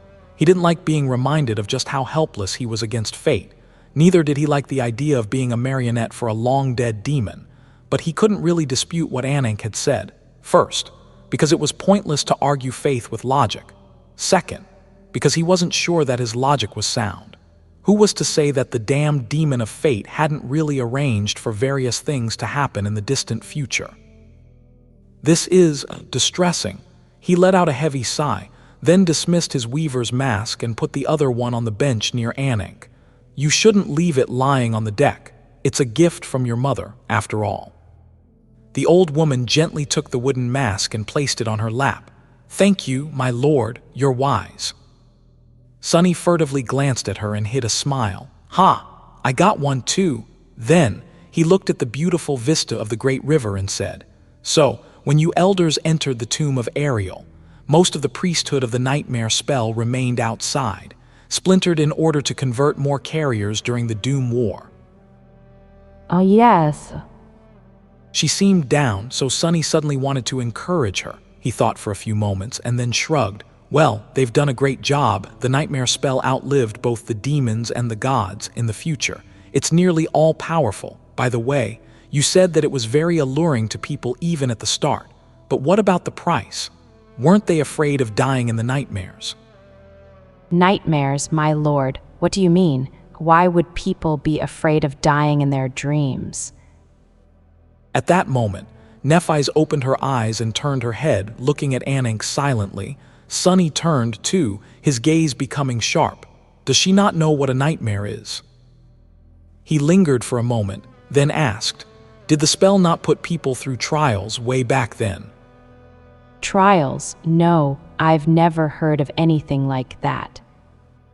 Sunny blinked a couple of times. Now that's new. Why would nightmares only exist in our time? That doesn't make any sense. Nephis seemed to share his thoughts. He remained silent for a moment, then suddenly leaned forward and asked, "Grandmother, I've a question, then. Where exactly does the nightmare in the nightmare spell come from?" Sunny blinked. What a strange question. The old woman stared at them in bewilderment. After a while, she said, "That's what Weaver named it. The demon of fate must have had a reason, but it's not for us to know what that reason was. The nightmare spell, it's just what it has always been called." Sunny and Nephis glanced at each other. The spell was always very particular with its words, and Weaver must have been the same. There was no way that the grand creation of the nebulous demon had been named without much thought. But what was the meaning of that name? Neither of them knew, and Ananke didn't seem to know either. Damn Weaver. Sunny left the old woman alone and returned to where Nephis was resting, full of thought. He hadn't received all the answers he wanted from Ananke, but at the same time, he learned a lot, maybe even too much. Sunny muttered, I don't know. There was too much information, all of it fragmented, ambiguous, and confusing. Not only that, but he wasn't even sure that it could be trusted. In any case, many mysteries he had never hoped to solve were resolved now, like the destruction of the forgotten shore.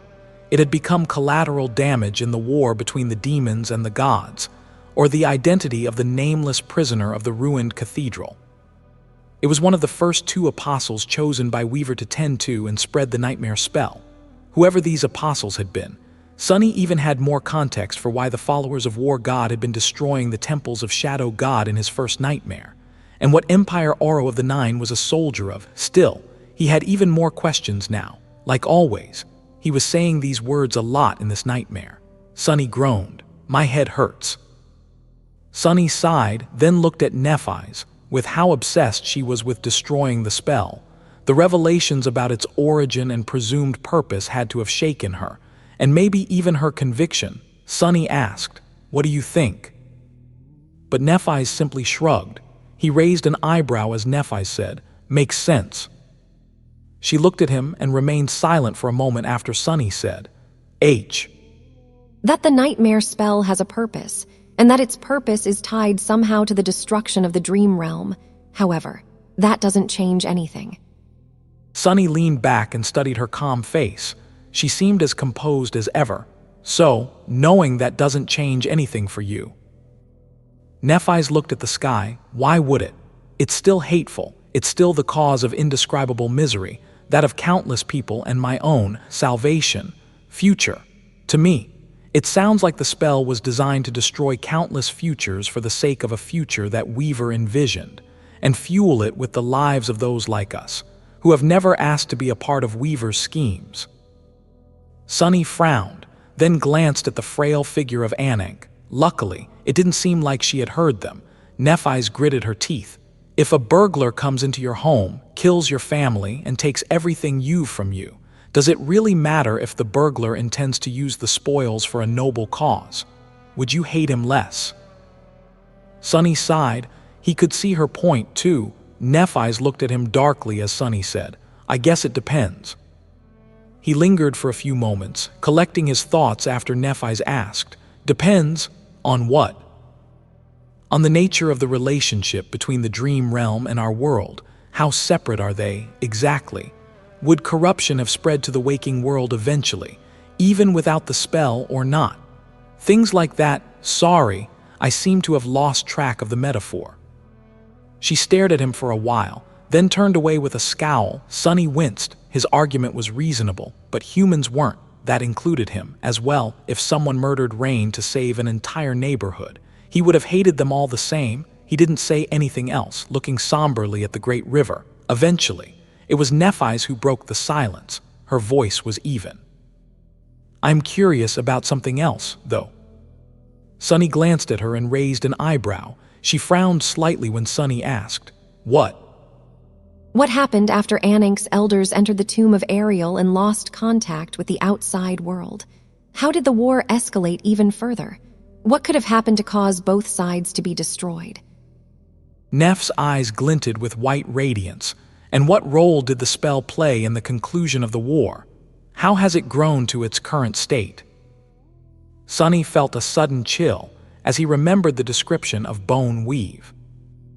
Despised and hunted by both sides, Weaver disappeared. No one knew where Weaver went and what they did, until it was too late. With white light burning in her eyes, Nephis looked at him and asked, "Did you ever think that, maybe, the nightmare spell isn't only responsible for the devastation of our world, but also for the destruction of the dream realm?" He remained silent for a while, his expression troubled. Then, Sunny rolled his eyes. "Damn it, Neph, you do remember what flaw I've, right? Please don't subject me to avalanches of questions like that, to answer all of them. I don't know, I've no idea, I've no clue, there's no way to tell." Nephis blinked a couple of times, then opened her eyes wide and covered her mouth with a hand. Sorry." Sunny continued nonchalantly. "That's a mystery to me, who knows? And yes, I did consider it before, there, all done." In the awkward silence that followed, he smiled and said, "Anyway, all this talking made me hungry, let's eat." Sunny felt spoiled eating Ananke's home-cooked food, so much so that the weight he had lost on the dark island was slowly returning. The old woman herself still ate like a bird, but she seemed to be in a better state than before. Her hands were shaking less, and she remained lucid for longer periods of time before having to rest. The ketch continued to move downstream, devouring distance with great speed. Nothing had attacked them yet. Perhaps because they had left the most dangerous region of the great river. Perhaps because Ananke knew how to navigate the flowing waters to avoid danger. It was probably both. The day came to an end, followed by a peaceful night. Sunny spent most of that time quietly working on mastering the fourth step of Shadow Dance. The dire enlightenment he had gained in the battle against the Azure Serpent was steadily leading him to success. In the morning, they enjoyed a scrumptious breakfast, and then nothing changed. The journey continued, and the waters of the great river remained the same. The old ketch continued to travel into the past. A few more days passed in blissful idleness. Sunny continued concentrating on Shadow Dance, not ready yet to learn more from Ananke. The information she had shared with them was already vexing enough, and he was struggling to parse through all of its many implications. He also resumed his habit of studying the weave of the Estuary key, even though it still remained a complete mystery to him. After hesitating for a while, Sunny turned to the old woman for help. But there was no result. Although she was a priestess of the nightmare spell and a follower of the demon of fate, she wasn't a weaver herself. Sunny knew more about weaver's sorcery than Ananke did, which wasn't to say that she didn't know anything about sorcery at all. After spending several days in the ketch, Sunny and Nephis noticed two strange things about the swift vessel and its owner. The first one concerned the ketch itself. Its sails were always full of wind, pushing the boat across the shining surface of the great river with enviable speed, which wasn't too strange in and of itself, if not for the fact that this speed was too constant and stable. It also didn't seem as though the direction and strength of the wind ever changed. Or rather, they never changed around the ketch. They did, however, change some distance away from it, creating an eerie situation where the waters where the wooden sailboat passed were different from the rest of the world. Not only that, but Ananke also never manipulated the sails in any way to help them catch the wind, and nothing ever attacked them. Both Sunny and Nephis knew, of course, that the ketch wasn't a mundane boat. It was obviously enchanted in some way. They just didn't know how. There were no runes carved into its surface and no sophisticated runic patterns like on the chain breaker. There was no spell weave hidden within the old wood either. Eventually, they were defeated by curiosity and asked Ananke directly. That was how Sunny learned that. While the old woman wasn't a weaver, she was still a sorceress. However, the sorcery she used didn't belong to the demon of fate, nor was it the runic sorcery created by Hope. Instead, it was the ancient sorcery upon which Hope's runic magic was based, the sorcery of names. Noticing their bewilderment, the old woman chuckled. "My lord and lady, don't look too surprised. I am not some kind of powerful shaper. I was just taught a few simple names and phrases by my mother, enough to sail the great river and provide for myself. Sunny and Nephis were still stunned. It wasn't every day that they met a practitioner of an entirely new system of sorcery. In fact, Sunny had only ever met two sorcerers, himself and Noctis. Noctis had known a great deal about true names of things and how to invoke them, but his was a more sophisticated kind of magic, which relied on inscribing the names with runes instead of speaking them directly. Nephis had met a few more. Considering that she was acquainted with the Forgemasters of Clan Valor, she had told him that the members of the Valor family often received aspects tied to crafting, which was how they were able to create powerful memories. However, the family had accumulated plenty of knowledge of runic sorcery. As well, the cage that Sunny and Cassie had almost died in during their imprisonment in the Night Temple was proof. Ananke tilted her head curiously. Are there no shapers in the future? Well, makes sense. We were a dying breed even before the war, and with the gifts of the nightmare spell, no one would need to seek power in such an antiquated and obsolete art. She lingered for a few moments, and then pointed to the sails. It's rather simple, really. I just invoked the name of the wind, the name of moving forward across water, and the name of the sail, then put them together into a verse. I also used the name of concealment and the name of being hidden from predators. Of course, most of that was only possible because this old catch of mine is imbued with a true name of its own, which served as an anchor for the entire verse. Ananke sighed. It's also most of my repertoire. True names were never meant to be spoken by mortals, so one has to possess innate talent in order to master even the easiest of them. My talent isn't too good. Sunny looked at her intently and asked, is it very important for the catch to have a true name of its own? Without a true name, a thing doesn't have pull. It's tenuous and slippery, so sorcery can't stick to it that well. At least that was how it was explained to me when I was a child. A nameless thing won't be influenced as much, but it'll also be unable to exert much influence in turn. That's a rule that goes beyond sorcery as well. Sunny grew silent, contemplating her words. Ananke, meanwhile, looked at them with a strangely wistful emotion in her cloudy eyes. Actually, I was going to teach you how to control the catch, my lord and lady, if you're willing, of course, since even I was able to master these few names. At least one of you'll surely succeed. Sunny and Nephis glanced at each other. Her expression was thoughtful, while his was full of greed. Ah, damn it. He was burning with curiosity and insatiable avarice. Learn a few sorceress words. Of course, he was willing. However, Sunny had to reluctantly pull himself back. He would indeed love to learn a tiny bit of the word sorcery, but his resources were already spread thin, apart from shadow dance. He also had to study weaving. His combat skills and aspect powers all required attention. 2.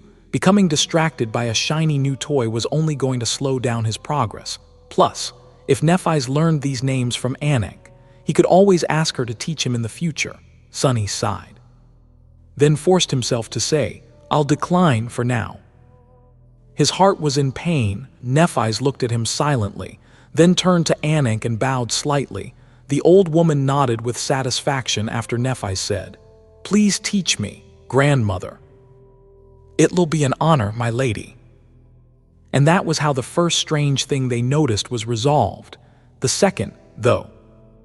The second had to do with Ananke herself. It seemed that the further downstream they traveled, the more the old woman changed. When Sunny and Nephis first met Ananke, both were concerned about the frail old woman. She just looked too ancient and weak, ready to snap like a twig. Her tan skin was thin and transparent like oil paper, her cloudy eyes teary and dull, her gaunt figure so small that it seemed to be drowning in the black folds of her dark mantle. They weren't sure that the old woman could survive another peaceful day, let alone a long and perilous journey across the great river. However, as the days went by, their worries were proven wrong. Old Ananke continued to cling to life. In fact, her condition seemed to be improving little by little. She had more energy now, could remain fully lucid for longer periods of time, and even regained some of her appetite. At first, Sunny thought that it was simply the result of finally having hope again after waiting for the two of them for gods knew how long, as well as eating better. But as more time passed, The difference became too obvious to be explained by mere inspiration. Ananke was definitely changing. Her hands gradually stopped shaking, and her grip on the steering oar became firmer. Her cloudy eyes regained some of their former sharpness. She wasn't hunching as much anymore, and her voice wasn't as weak and creaky as before.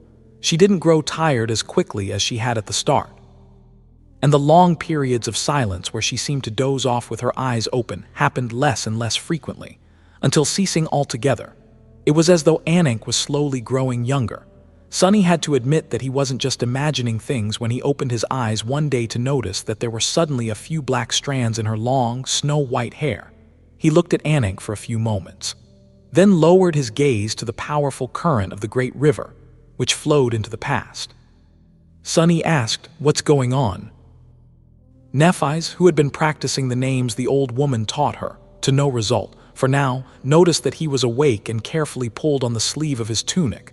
Then, she silently glanced at Ananke and back. Sonny hesitated for a moment. "Me? Why do I have to ask? Asking a woman about her age, does she think I like courting death?" Well, to be honest, his track record indeed suggested that he did. He sighed, threw an indignant glance at Nephis, and approached the old woman while secretly studying her face and thin frame. There was no denying it. Ananke looked much more hale than she had before. She couldn't be called young by any means still, but neither could she be called decrepit or ancient. Sonny lingered for a second or two, then asked politely, "Grandmother, can I ask you something?" The old woman smiled at him kindly. "Now what am I supposed to say?" Sonny took a deep breath, then just came clean with it after Ananke said, "Of course, my lord." It might sound weird, but are you, by any chance, getting younger? Ananke looked at him with a startled expression. Sonny coughed in embarrassment. "I am sorry, it's just that I noticed that you look better. I don't mean that you didn't look well before." The old woman suddenly chuckled. No, it's me who needs to apologize. My lord, I just have never met someone entirely from outside the tomb of Ariel before. That's why it's not easy for me to account for the fact that you might not know some things that are common sense here." She shook her head and then said gently, "Yes, this body of mine is indeed getting younger. It's because we are moving downstream."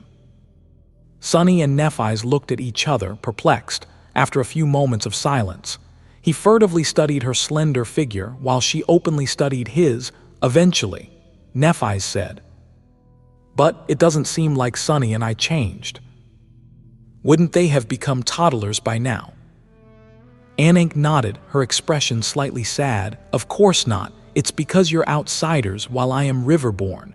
The outsiders aren't beholden to the flow of the great river, since they have come from outside it. They're free to roam it as they wish, traveling any distance. That's why they're also called pilgrims." She smiled, "But we, Riverborn, are different. Since we were born inside the tomb of Ariel, we are beholden to the flow of time within it. We can only travel as far as our lifespans allow, and even then, the only direction that's allowed to us is upstream. We are chained to the stretch of the great river where we come from." Sonny looked at her in bewilderment, struggling to imagine what such a life would look like. Wait, how does it even work?" At the same time, Nephis asked, "So, you grow older when you move upstream and grow younger when you move downstream. That's in relation to the place where you were born." Ananke looked between the two of them helplessly, then finally decided to answer Neff's question first and nodded. Sonny blinked a couple of times, then suddenly opened his eyes wide after Ananke said, "Indeed."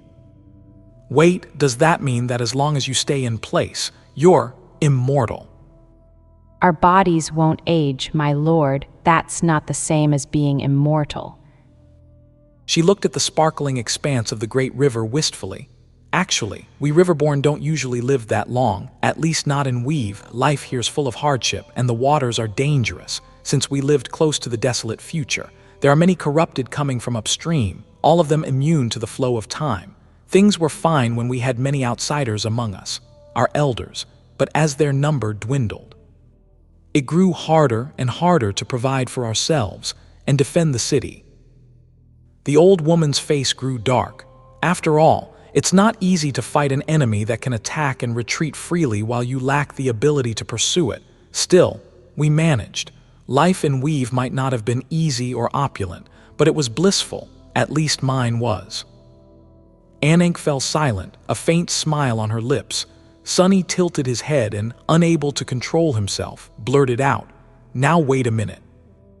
Then grandmother, "No, Ananke, how old are you really?" What am I doing?" The old woman looked at him and chuckled. "Me? Actually, among the river people, I am considered to be quite a young woman." He froze, Nephis froze too. Ananke nodded earnestly when Sonny asked, "Why young?" "Of course, I am barely 200 years old."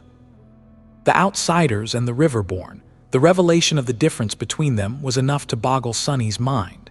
He had already been prepared to encounter all kinds of bizarre situations inside the tomb of Ariel, but what Ananke told them sent him for a loop.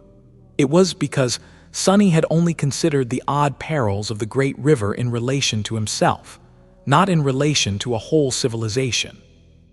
The way the river people lived was fundamentally different from anything he had ever known, because the most fundamental truth of the world, time, worked differently for them.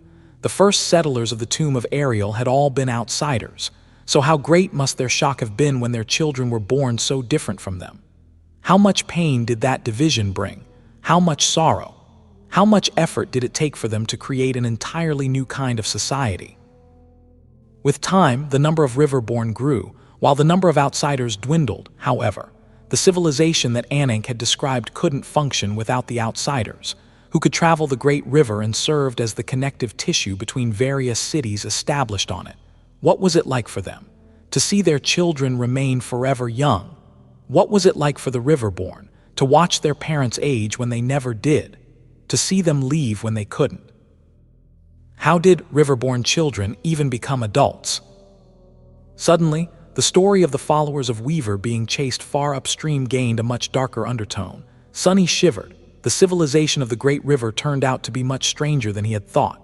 It was so strange, in fact, that he struggled to imagine it, and that wasn't even mentioning the fact that old Ananke had turned out to not be old at all, while also being 10 times his age. It was too much to digest, especially this early in the morning. Sonny groaned. I can't think anymore."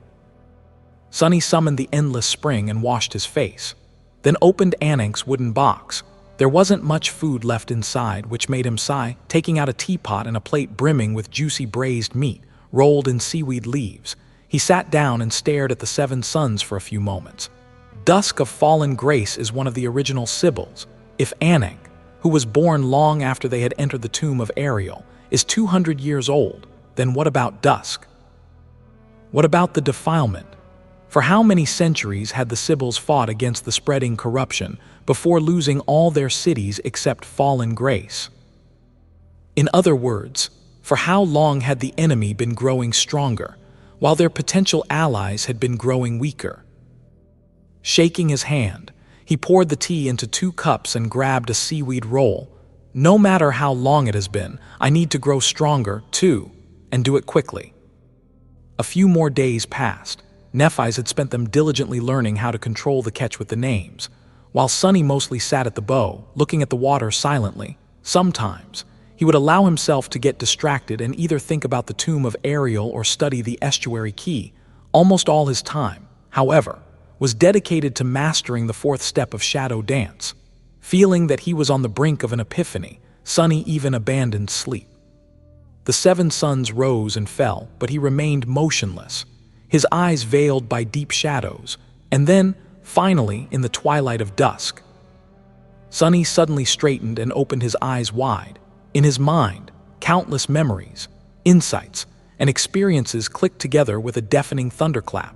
The feeling of being embraced by the dark carapace of the shadow shell, the strange state of dissolving into shadows only to manifest himself into a tangible form, the memories of the Red Colosseum, where he slowly learned to fight in the unfamiliar body of the shadow spawn, the harrowing labyrinth of nightmares, the furious battle with the Azure Serpent. Sonny realized, this is it. All of it came together, being able to peer into the essence of the enemy, to mimic them both in thought and action, training his body to be supremely adaptable and flexible, breaking the rigid constraints of his mind to make it formless and shapeless, akin to a shadow. Those were all necessary steps, without which this evolution wouldn't have been possible. It was all for this moment. It was all to truly become a shadow, as Sunny gazed into the twilight. The encroaching darkness around him moved and stirred. Sunny whispered, "I see now." At the same time, a familiar voice whispered into his ear, "Your aspect legacy mastery has increased. You've received the right to claim a legacy relic. Your shadow has evolved." Sunny let out a soft sigh. Finally, after so long, he finally took another step. Instead of summoning the runes immediately, he closed his eyes and assessed the breakthrough he had made, the fourth step. It was a departure from his previous understanding of shadow dance. Indeed, it wasn't about understanding the enemy to absorb their battle style and anticipate their moves. It wasn't even about peering into their essence to know their feelings and intentions. It was about becoming the enemy, both in thought and in flesh, just like he had done with Daron of the Twilight Sea. As a result, the previous skills Sunny had cultivated through practicing shadow dance had all grown stronger. His ability to shadow his enemies had been elevated to a new level, and would allow him to do it much faster, as well as to a wider extent. More importantly, his ability to learn the structure and function of the bodies of various creatures had been elevated tremendously. Up until now, Sunny had only ever achieved two forms except for his own, that of the Shadow Spawn and that of the River Serpent. The former was the result of his many experiences in the second nightmare, while the latter was the result of an entire month of constant and meticulous observation. He wouldn't need a month to learn a new form anymore. Of course, he wouldn't be able to do it instantaneously either, but the amount of time was drastically reduced. Sunny felt that he would have been able to become a River Serpent in a week if he had mastered the fourth step before the Dark Island. But that was because the Azure Serpent had been so much greater than him, and so very different from him. At the same time, the Mad Beast had been a human once, and thus not entirely alien. Some forms would take less time, while others would take longer, and the more forms he learned, the easier creating the next one would become. The third step of shadow dance was dangerous, but the fourth step was much more so. If Sunny wasn't careful about changing his form too drastically and too often, he could very well lose the connection to his own. Sunny added, "But it's also dangerous." He sighed, then opened his eyes and finally summoned the runes after saying, "I'll be careful." Sunny really wanted to check how Soul Serpent had evolved, but the runes of his absent shadow were lifeless and dull. He couldn't summon more information about Serpent while it was away, so he turned to his aspect legacy instead and read, holding his breath.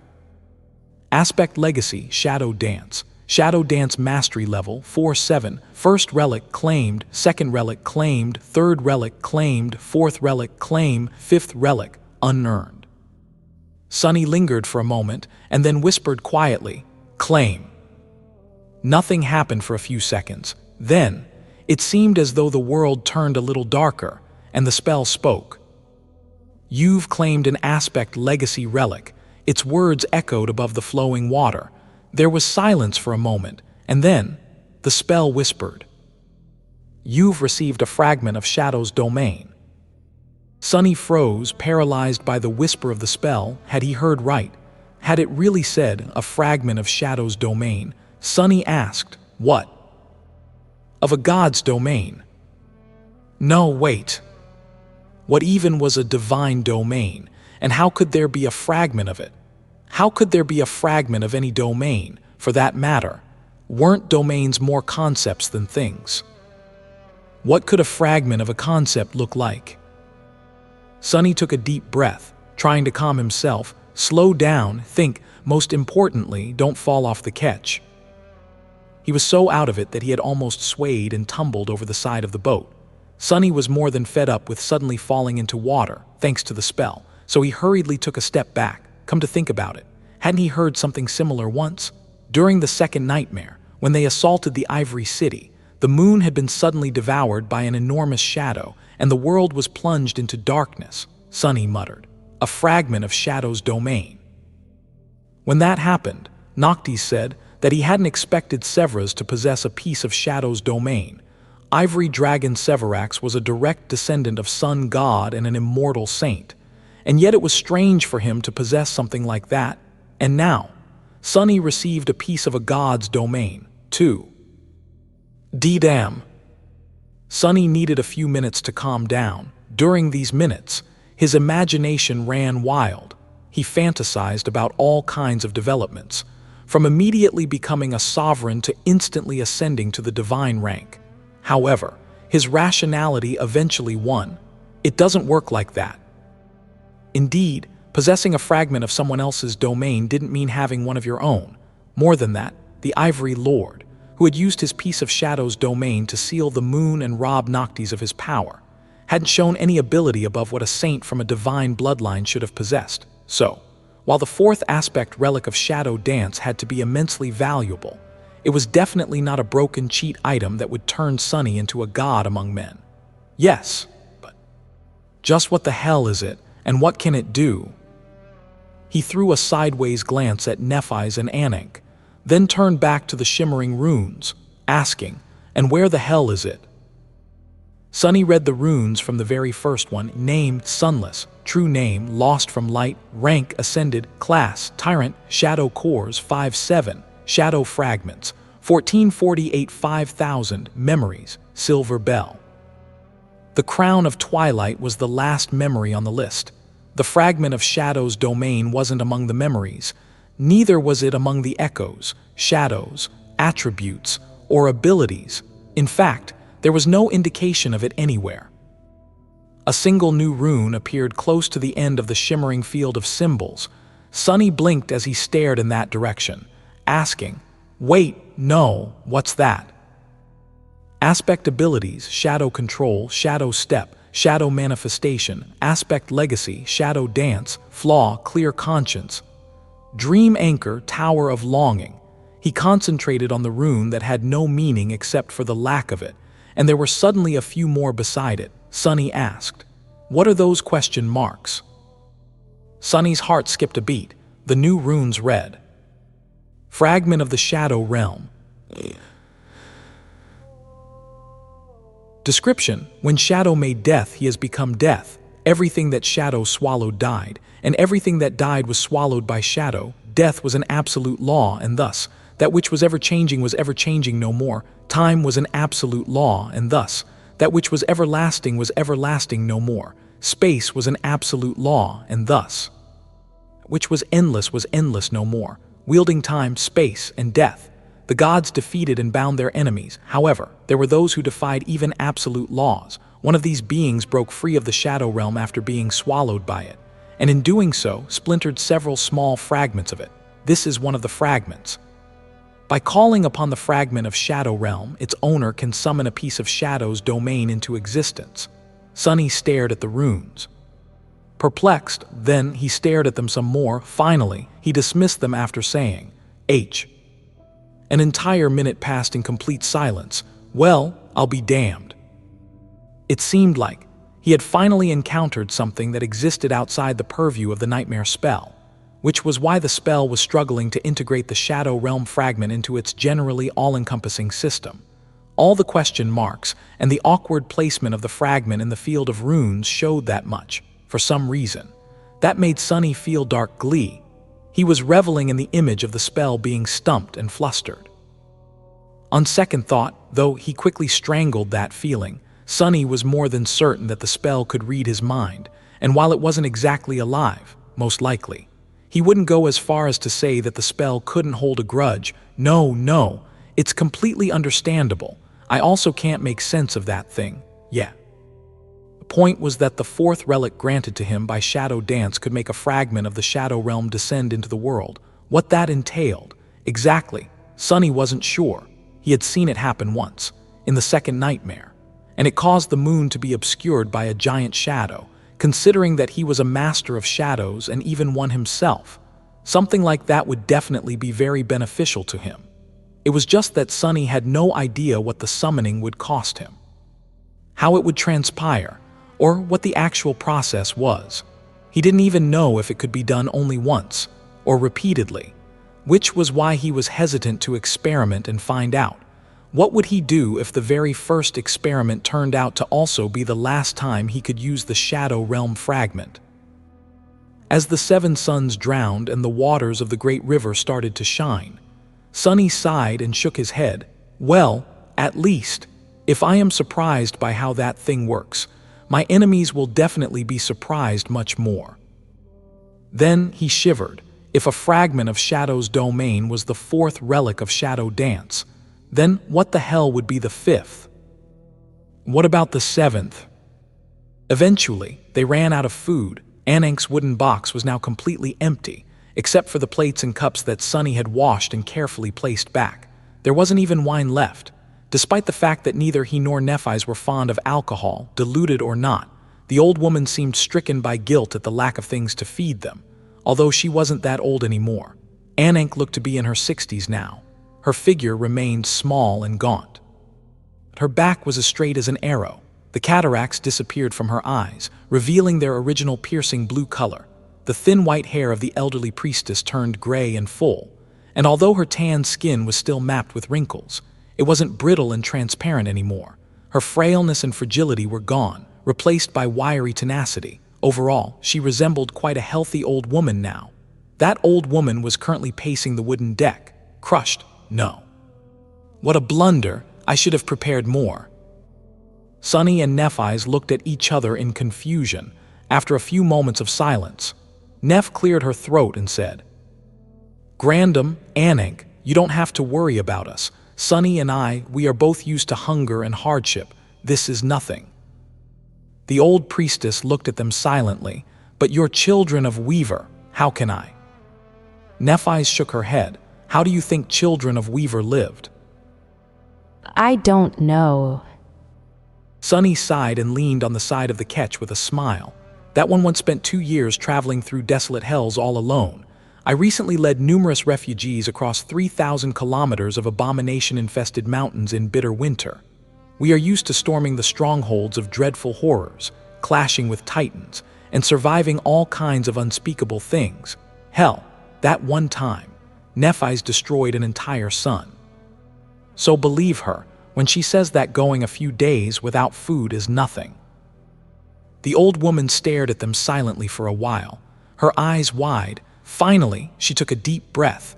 "Your glory rivals that of the Serpent King, my lord and lady. No wonder, no wonder." Sunny raised an eyebrow and asked, "Serpent King?" Daron, the king of Twilight, we never met him or his people, but rumors of his deeds reached even Weave. Sunny scratched the back of his head. The old woman froze when Sunny said, "Oh, I met him, though." "My lord, you met the Serpent King." He nodded, slightly embarrassed. Then Sunny looked away and added, "Yeah. I killed him." Ananke's blue eyes widened, prompting him to hurriedly add, "But he was already corrupted. It's not like I just killed him for no reason." The old woman remained silent for a while, then quietly sighed. "Fish. I am going to catch some fish. We will be arriving at Weave soon, but still, my lord and lady shouldn't suffer hunger while in my care." With that, she turned away from them with a determined expression, which failed to hide a look of pure amazement. Sunny chuckled quietly and closed his eyes, enjoying the warmth of the seven suns on his face. After a few moments, though, he opened them again and glanced at Ananke with curiosity.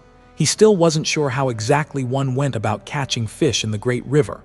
As it turned out, Ananke had a very strange idea of what fish was.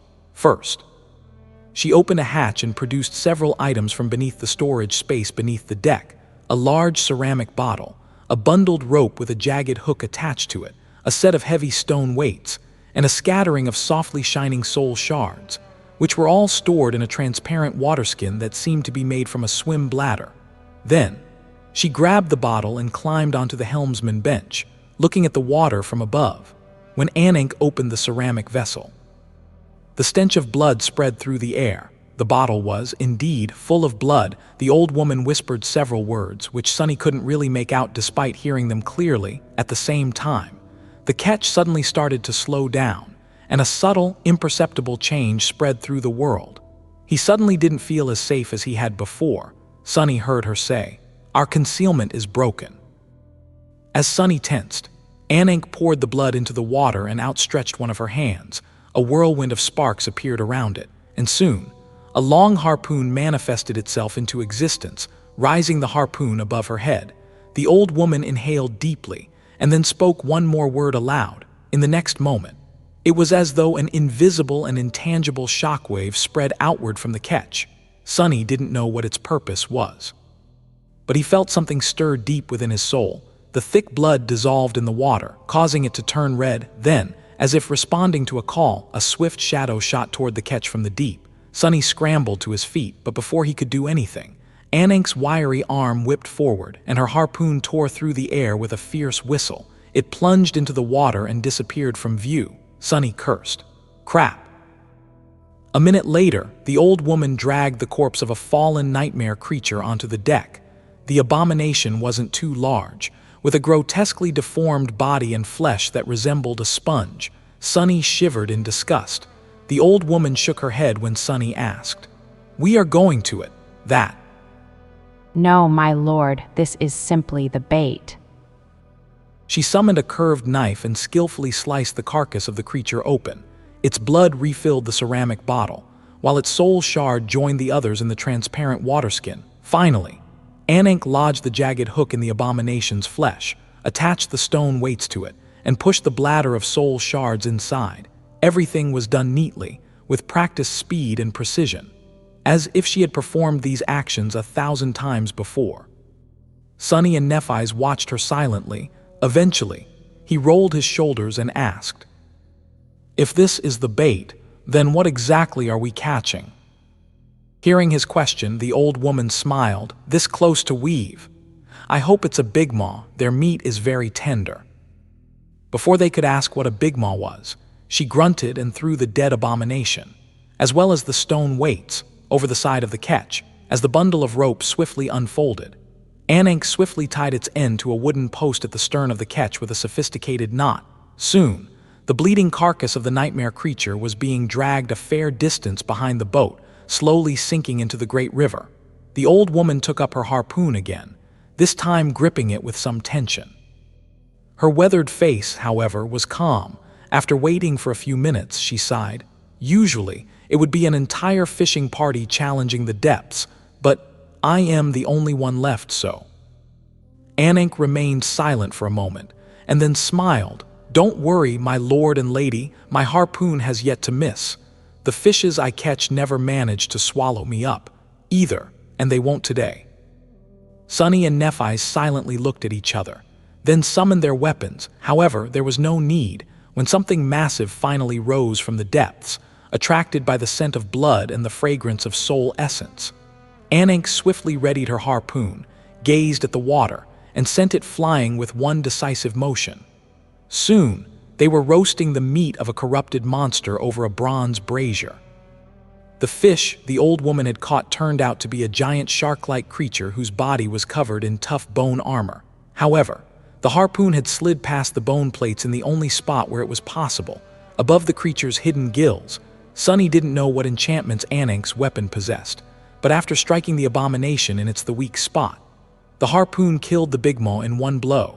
The monster was then dressed down, its succulent meat filling the wooden box, as well as the much larger storage space of the covetous coffer. As she seasoned the roasting meat with salt, the old woman sighed. "In the past, we would have harvested much more. Skin, scales, bones, swim bladder, fangs, nothing would have gone to waste. There are very few building materials to be found in the vast waters of the great river, so maintaining a city isn't an easy task. We river people have learned to use every resource available." She placed a long strip of meat on the grill and shook her head. "There's no need to be so frugal now, though I am already thankful to the river for this sustenance. With it, I can feed lord and lady, that's enough." Sunny hesitated for a few moments, then asked, "But isn't it very dangerous to hunt the corrupted this way? You never know what will come from the depths. After all, this time, it was a corrupted monster. Next time, it could be a great one or something even more dreadful." It's very dangerous. Many fishermen die. Remember, though, that we were much stronger before. There were elders leading us as well. The truly harrowing creatures very rarely come down the river, too. When they did, we usually learned in advance, and the whole city assembled to battle them. That's how we've survived. Until it didn't, Sunny sighed, thinking about the dying civilization of the Great River. There was presumably only one human city left in the tomb of Ariel, fallen Grace. How were they supposed to turn the tide of history and save it? His somber thoughts were interrupted by Ananke, who placed a juicy piece of meat on a plate and offered it to him with a smile. Her teeth had turned sturdy and white at some point. She seemed to be in a good mood, looking at the smiling old woman. Sunny couldn't remain sullen, either, after hearing her say, "My lord, please enjoy."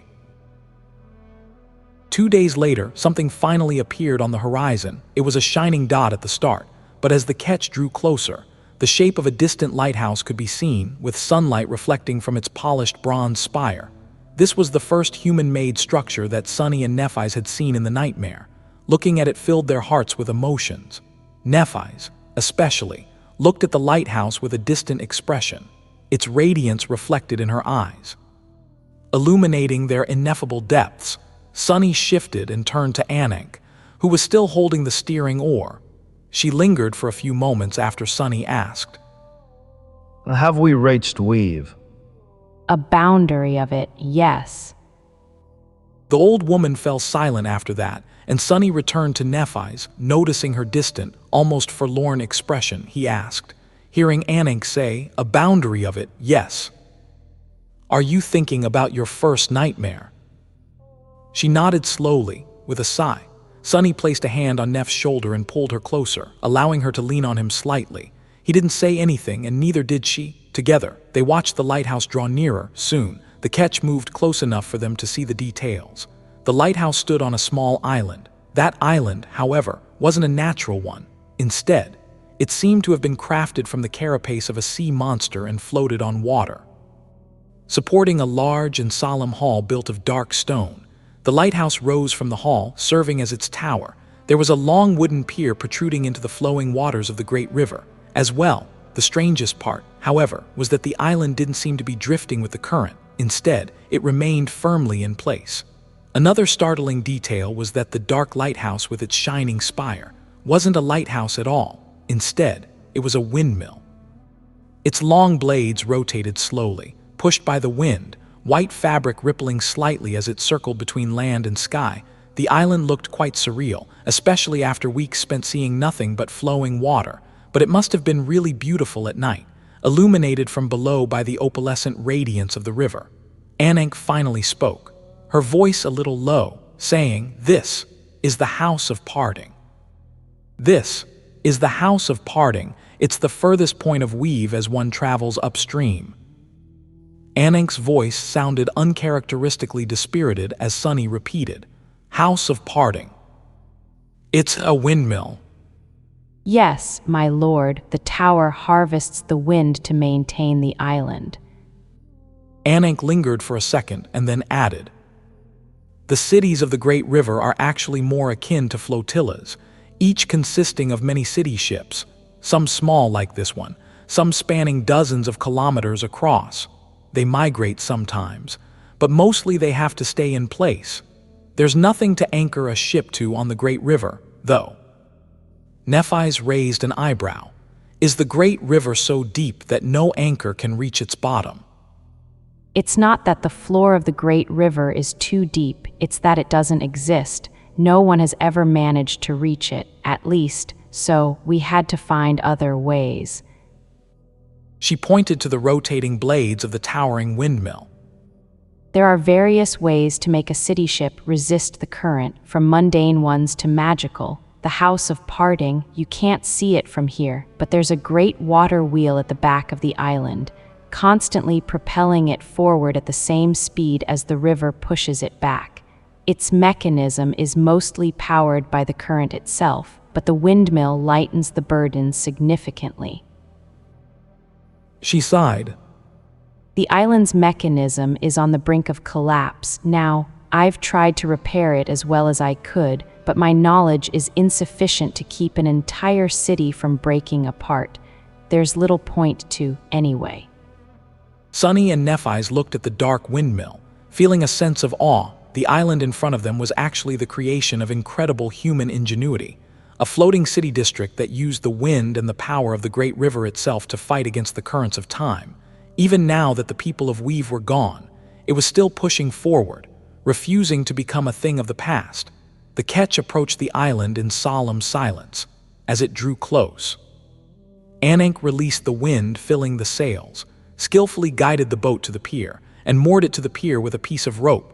The three of them left the small ketch for the first time in a long, long while, feeling the sturdy wooden planks of the pier under his feet. Sunny enjoyed the fact that the ground wasn't swaying and took a few steps. He was swaying like a drunk himself for the first couple, but then regained his balance as he stretched his limbs. Nephis looked around and asked, The House of Parting, why was this place given such a name?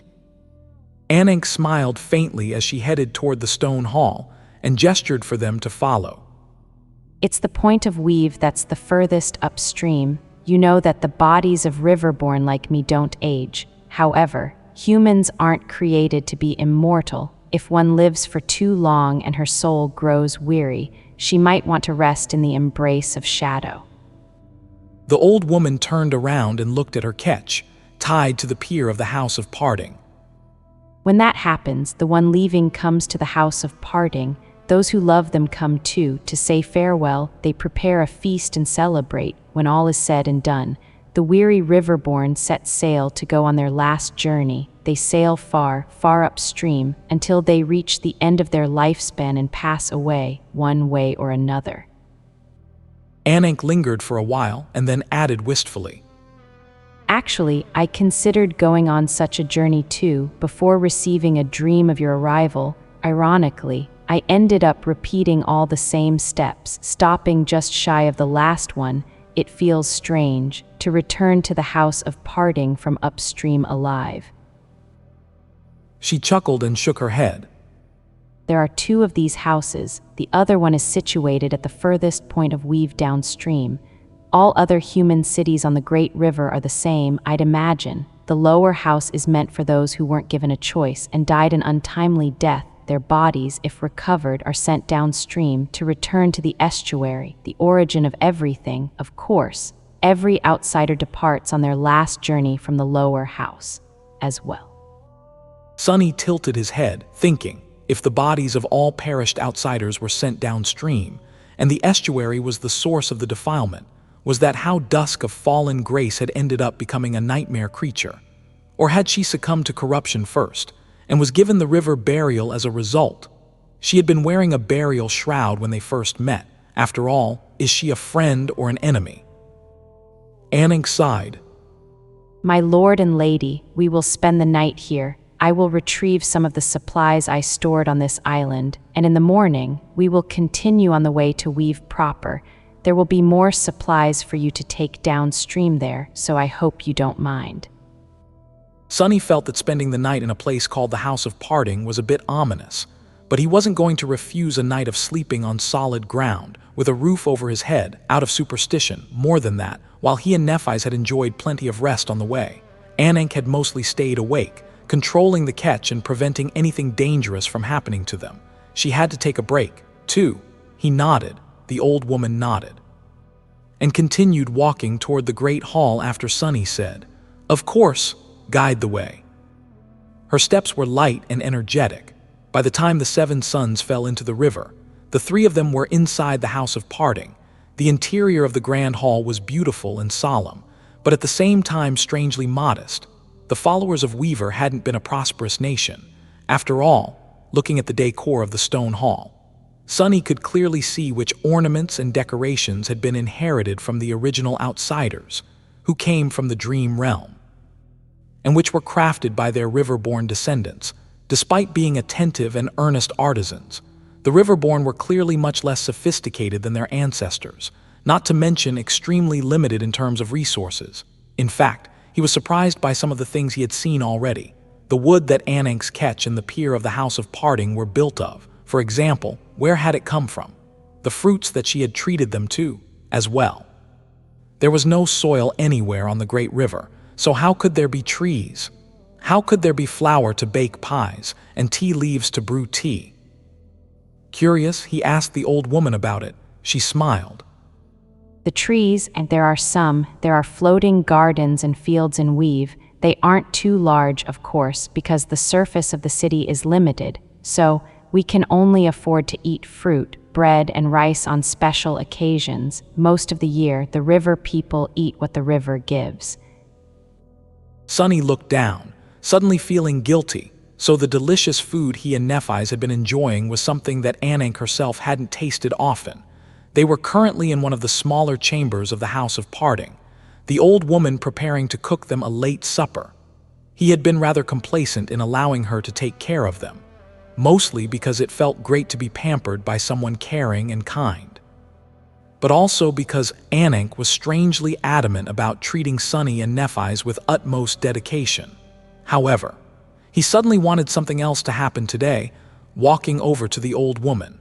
He gently pushed her away from the table where all the ingredients were waiting to be prepared and cooked. Go rest, Ananke, I'll take care of everything. She looked at him with big eyes. Sunny resolutely shook his head as Ananke pleaded. But, my lord. You don't need to cook. Today, this lord is going to cook for you instead. Throwing an evaluating look at the ingredients, he grinned and added, Do you know, I am planning to get rich by opening a restaurant in the future. Then he paused for a moment, scratched his head, and pointed at Nephis, who gave him a confused look in response. Sunny smiled brightly. Is my star chef. Come and help your boss, chef. You don't want to get fired before the restaurant even opens, do you?